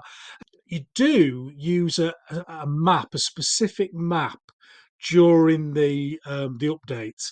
And if I remember correctly, it's kind of is it a military survey map from a few years after the campaign?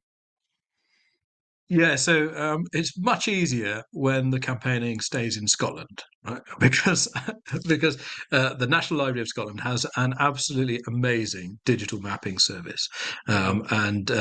and with georeferenced overlays and so on. And I use it all the time for battlefield study work. It's very easy to do map regression generally, but for working out, well, when I'm suddenly trying to work out how is the army going to get from A to B? Okay, well, they're not going up the M6, so what road are they using? Yeah.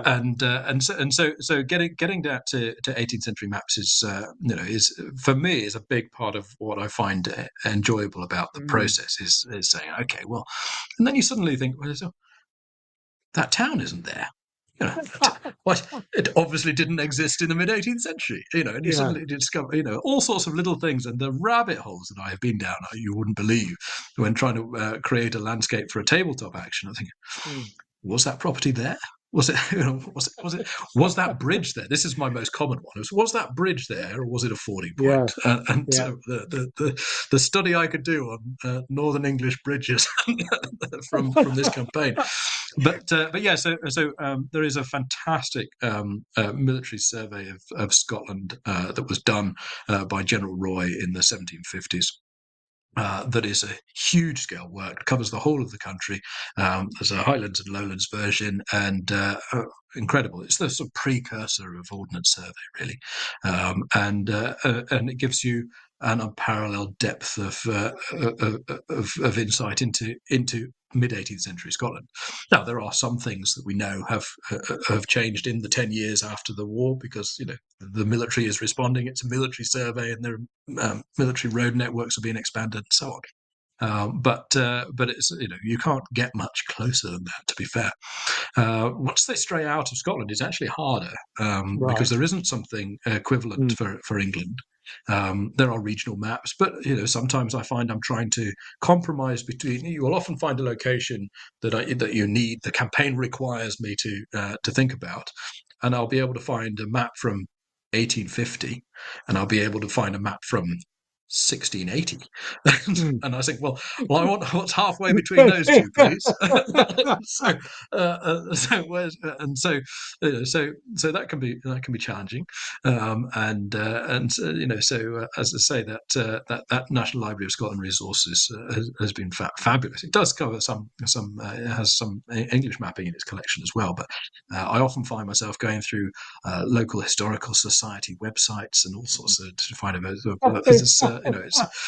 It's fascinating, and as you said about the running a campaign like this in this amount of detail, I'm very fortunate in being able to put some of my work time to it. Yeah.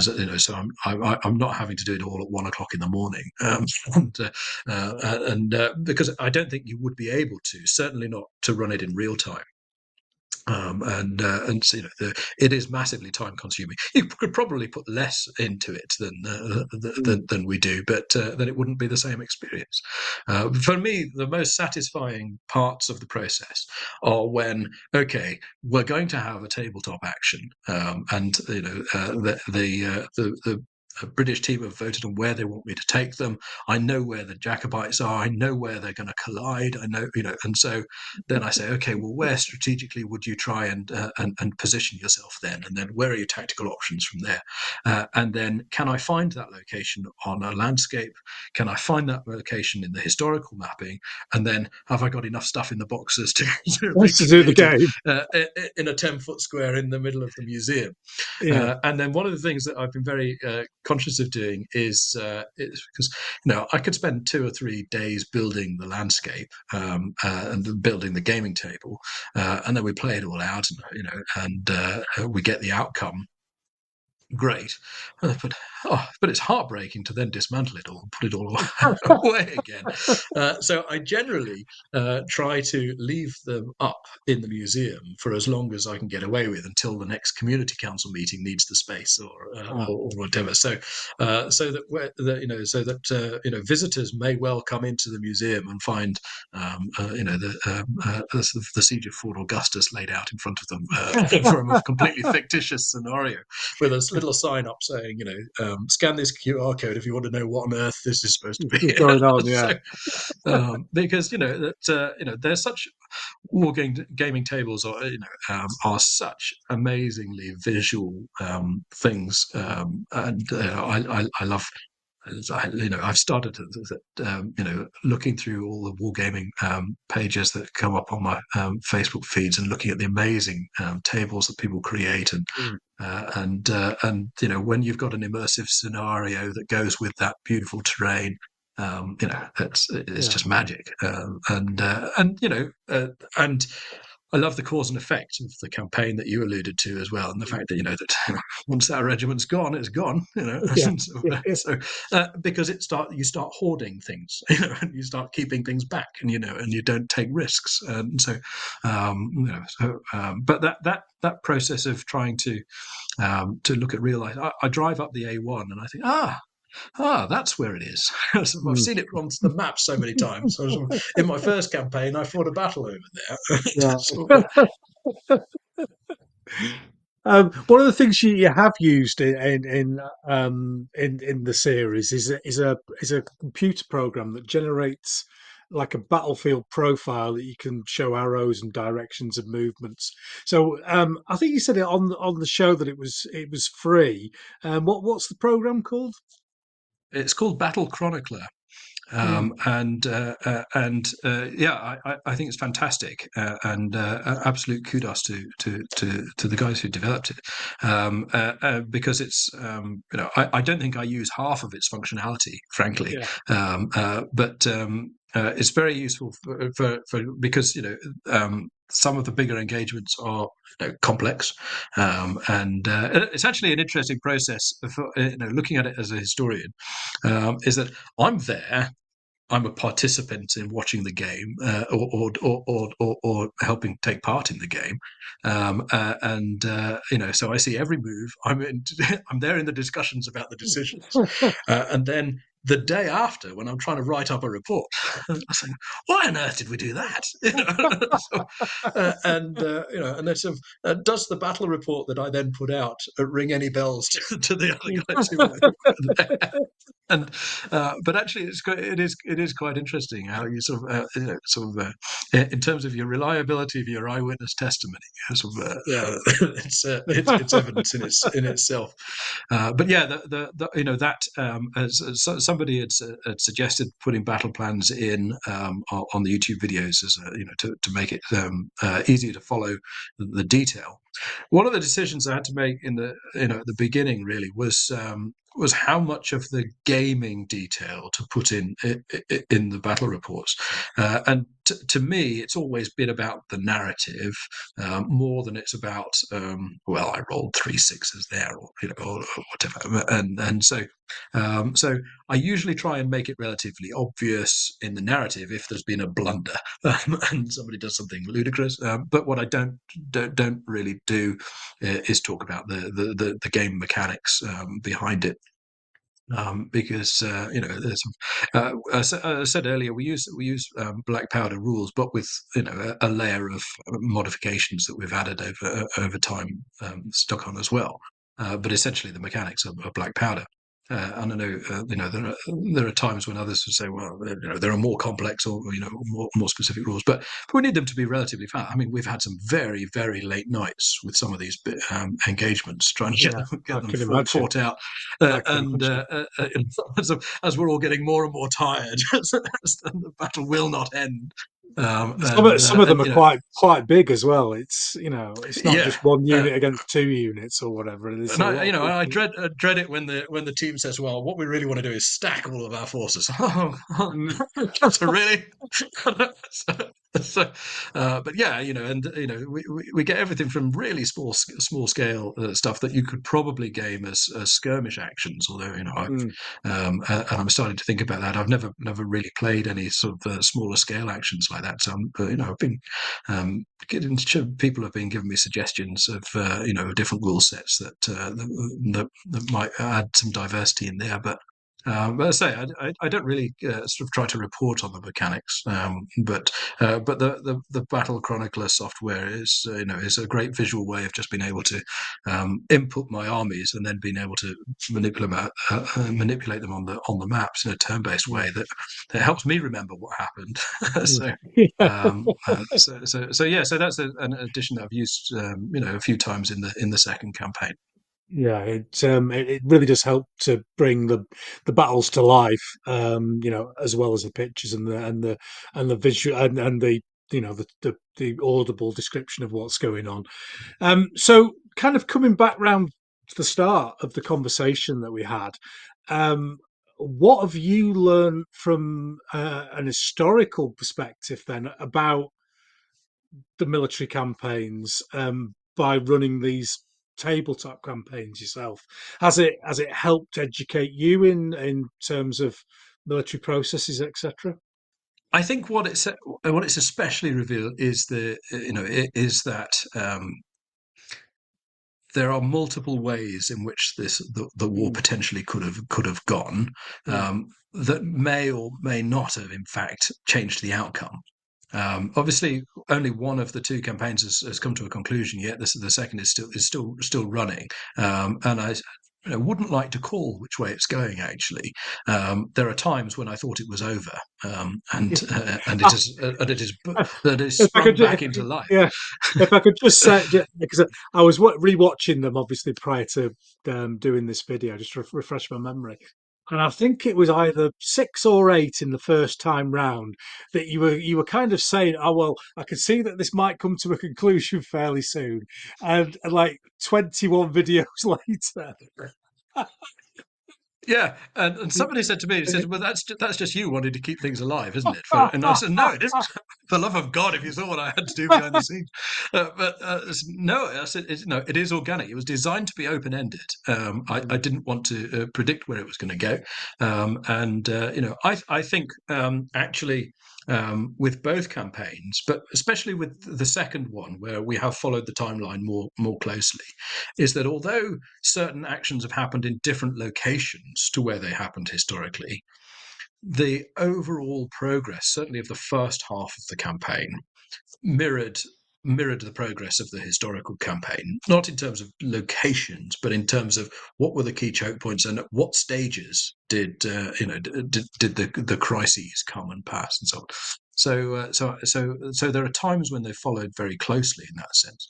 There was a battle that was very clearly an equivalent of what had happened at Prestonpans, and it happened in almost within a few days of the anniversary, almost as if the situation was such that confrontation had to happen. within that first phase of the campaign.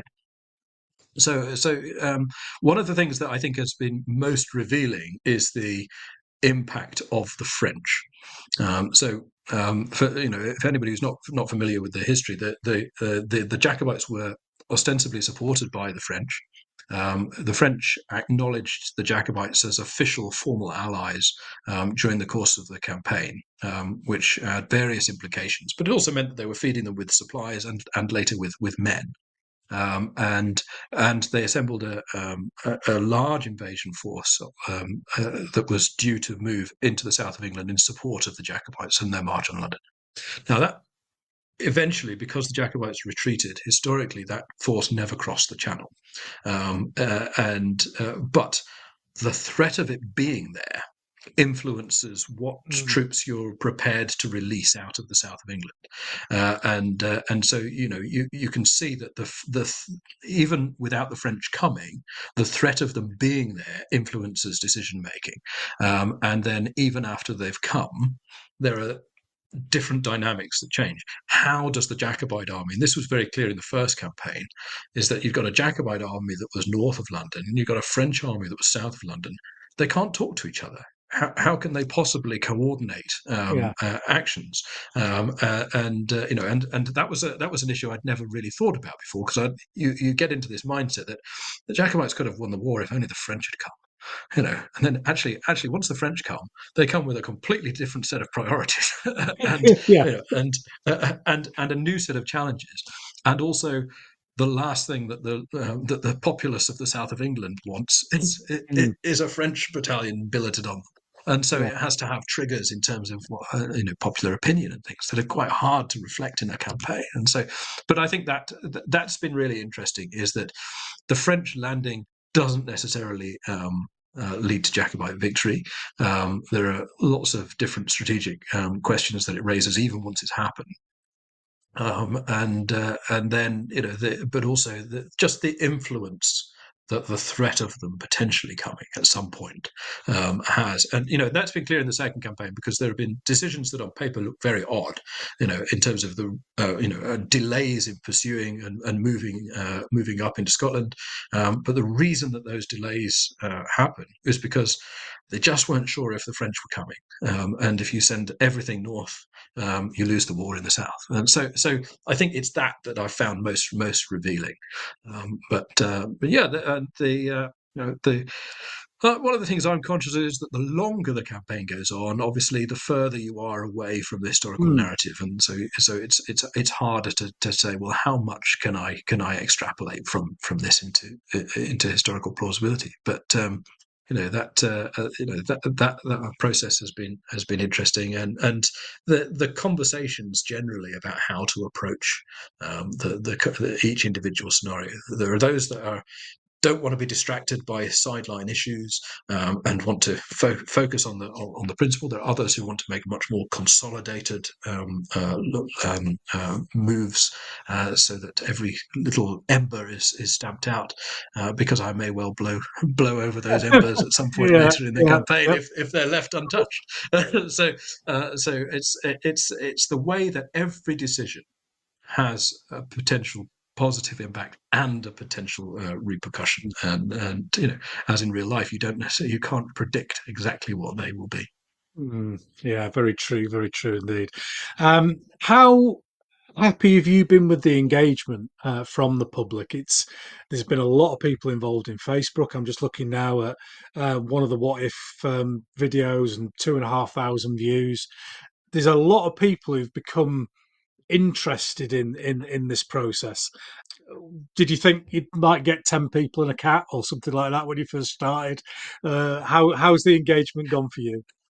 Well, yeah, 10 people and a cat is generally my experience of doing anything on YouTube. In the past, we'd never really used YouTube as a vehicle for the trust. To be honest, as I said, like a lot of places, we'd started thinking about it differently when we were first forced not to be able to do public engagement in person, and so we'd done little short videos walking around the battlefield, chatting about landmarks and so on, so so we were starting from a low base in terms of our engagement on YouTube. We had a sort of a slightly bigger base on Facebook, for example. Let's say the original idea was that the conversations would be generated on Facebook, and YouTube was almost an accidental sideline. And in my naivety, I hadn't really thought about that as being a major thrust. But then, of course, it became people were enjoying seeing the terrains. I think a lot of people were enjoying seeing the processes of matching the terrains up with the maps and so on, as much as I was doing. And of course, and a special credit to Brett and Dave especially, is that the figures were worth looking at, and so hopefully we're creating something that was visually satisfying as well. And the fact that I get a bit invested in the narrative and enjoy telling the story of what's been going on, No, it's brilliant. is good. And so no, we've been really pleased because we've every engagement that we get is worth having. We're a small trust and a small museum, and so we never expect to be talking to hundreds or thousands of people. So the fact that this mechanism has been worth investing the time in, and the trustees have been hugely supportive of the process. But it's an unfunded campaign, so all the figures have been down to the generosity of the guys who've been prepared to buy them, paint them, and then put them into my tender care for 2 years, as it turns out. And so it just wouldn't have been possible without that, without the investment of 3 or 4 people, basically, who've been prepared to back it, and the trustees being prepared to let me spend time doing it. Yeah, no, it's. I think it's been a wonderful method of getting. When you're talking about wargaming, you're already talking to people who are invested and interested in history. So you're kind of hitting that target audience. And I've talking to a couple of people on the show in the past about putting games on in museums as a way to increase the exposure of the hobby to people who are interested, and it's kind of hand in hand. I think that people who are interested in history might play Pictionary or whatever at home, or Monopoly. Oh, you can game that history. Oh, Yeah. right, okay. And that brings people in to the museum, hopefully to Prestonpans, and into wargaming in general. So I think it's a great thing that you're doing. We are, as we speak now, we're at the start of March 2025, and What If 2 is still raging. I think we're on update 11 if my notes are correct. So when people listen to this, it could all be over. It could all be months ago. We just don't know. Yeah, it's one of those things that's totally unpredictable. Now, I thought this campaign was going to have ended at the beginning of the year. By the way that it was going, the Jacobites have bounced back quite spectacularly, in fact. And like I say, it's not that anybody's artificially trying to keep it alive. It's just the impacts of the decisions that are being made, and two very different approaches to the campaigns from the two teams. So that's fascinating, and I therefore can't call it. I do think we are in the in the final phases in terms of who might win the war, but that doesn't necessarily mean the war will end quickly. So there may well be an epilogue in terms of how it continues after the crisis. What I think is clear is that the Battle of Culloden, when it comes, is not going to come in the Highlands of Scotland. It's going to be fought in the south of England, I think. So it's. Like I say, it might be over. It might still be desperately limping on.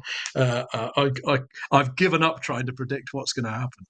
Yeah, best thing to do. It's that open-ended nature of it, though, isn't it? Because when you look back, because you've started it from the start point this time with Bonnie Prince Charlie raising his standard, and so where was it he landed? I've forgotten.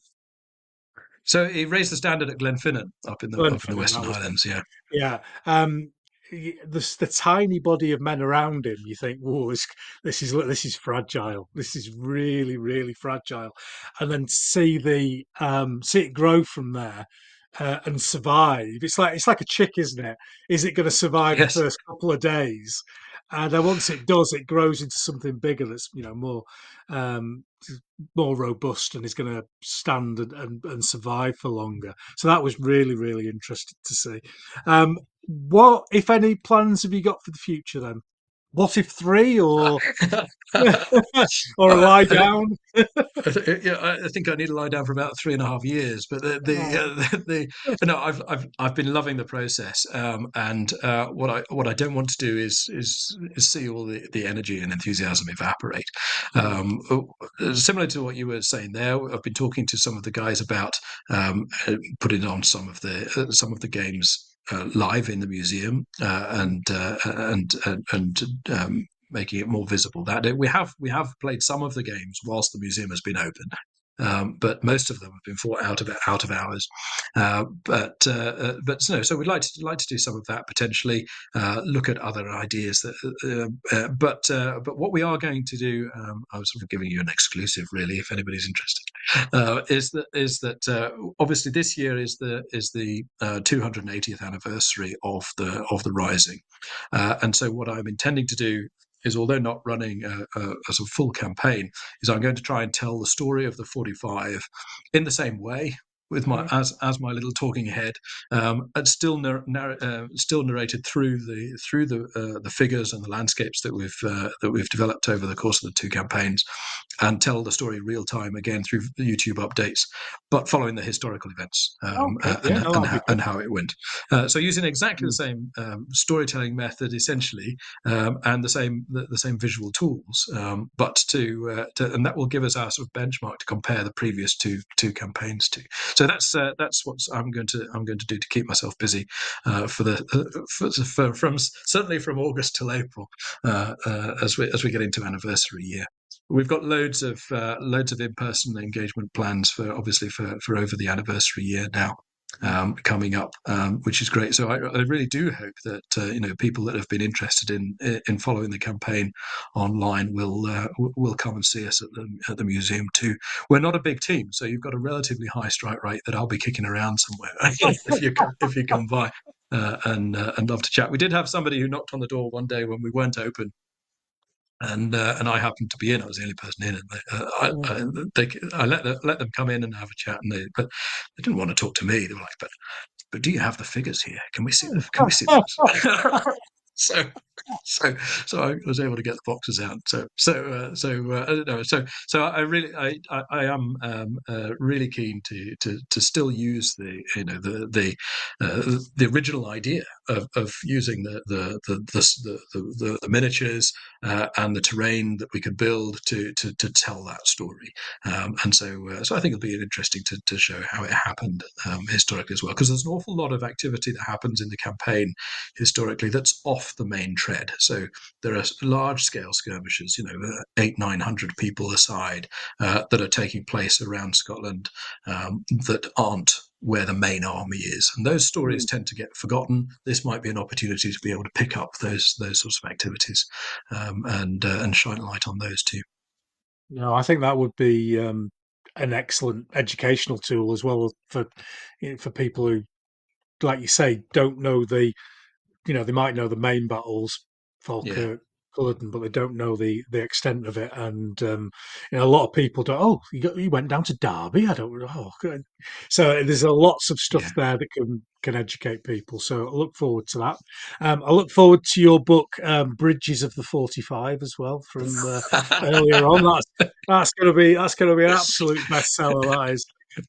Put me down for a pre-order copy. I'm an engineer, you see, so bridges, I love a Yeah. bridge. So I just want to thank you for your time today, Aaron. It's been absolutely smashing. Lots of information about the campaign and the 45, and hopefully you'll get a lot more people watching and listening and taking part as a result. Yeah, thanks very much. And just as I'd just like to take the chance to say, thank you to everybody who's been taking part in the discussions, and everybody who's been watching it and commenting on it, because a lot of work goes into it, and it feels so much more worthwhile when you see that people are actually on the other end. Actually, yeah, exactly. So the YouTube channel is called. It's Prestonpans 1745, nice and easy, and you can find we've got playlists there. One of which is the last campaign, What If, and What If 2, the British campaign, is the playlist that's still ongoing. Excellent. Well, hopefully people will get down there and check them out. Just time for us to say good night to the audience. Good night, everyone. Good night.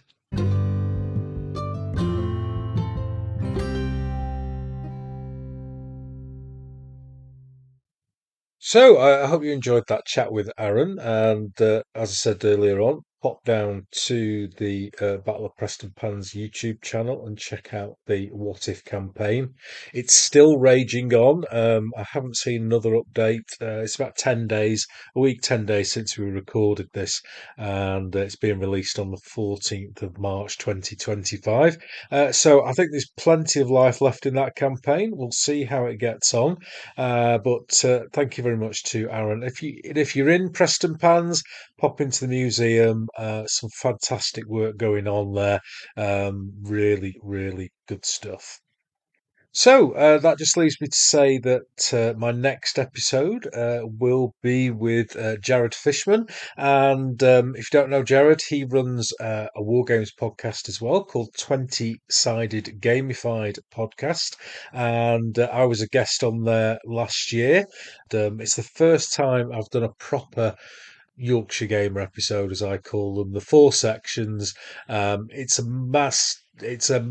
marathon. I think we talked for about 4 hours. Let's see what comes out in the edit. But it's going to be a long one. It's going to be a good one. We tackle some difficult topics and some ridiculous topics, as you would expect. But it was great to do another long form chat with somebody else who is a communicator or whatever we are in the hobby. And I look forward to releasing that in a couple of weeks' time when I get a chance to edit 4 hours of our conversation. So thank you once again for tuning in. Very grateful to everyone who listens to this show as we go into our fifth year now of running these things. And there's lots more to come. And I've got 3 more guests on my current run of group of guests, and then I'll be looking to choose guests coming up for the rest of the year. So thank you once again, and I'll see you very soon. See you.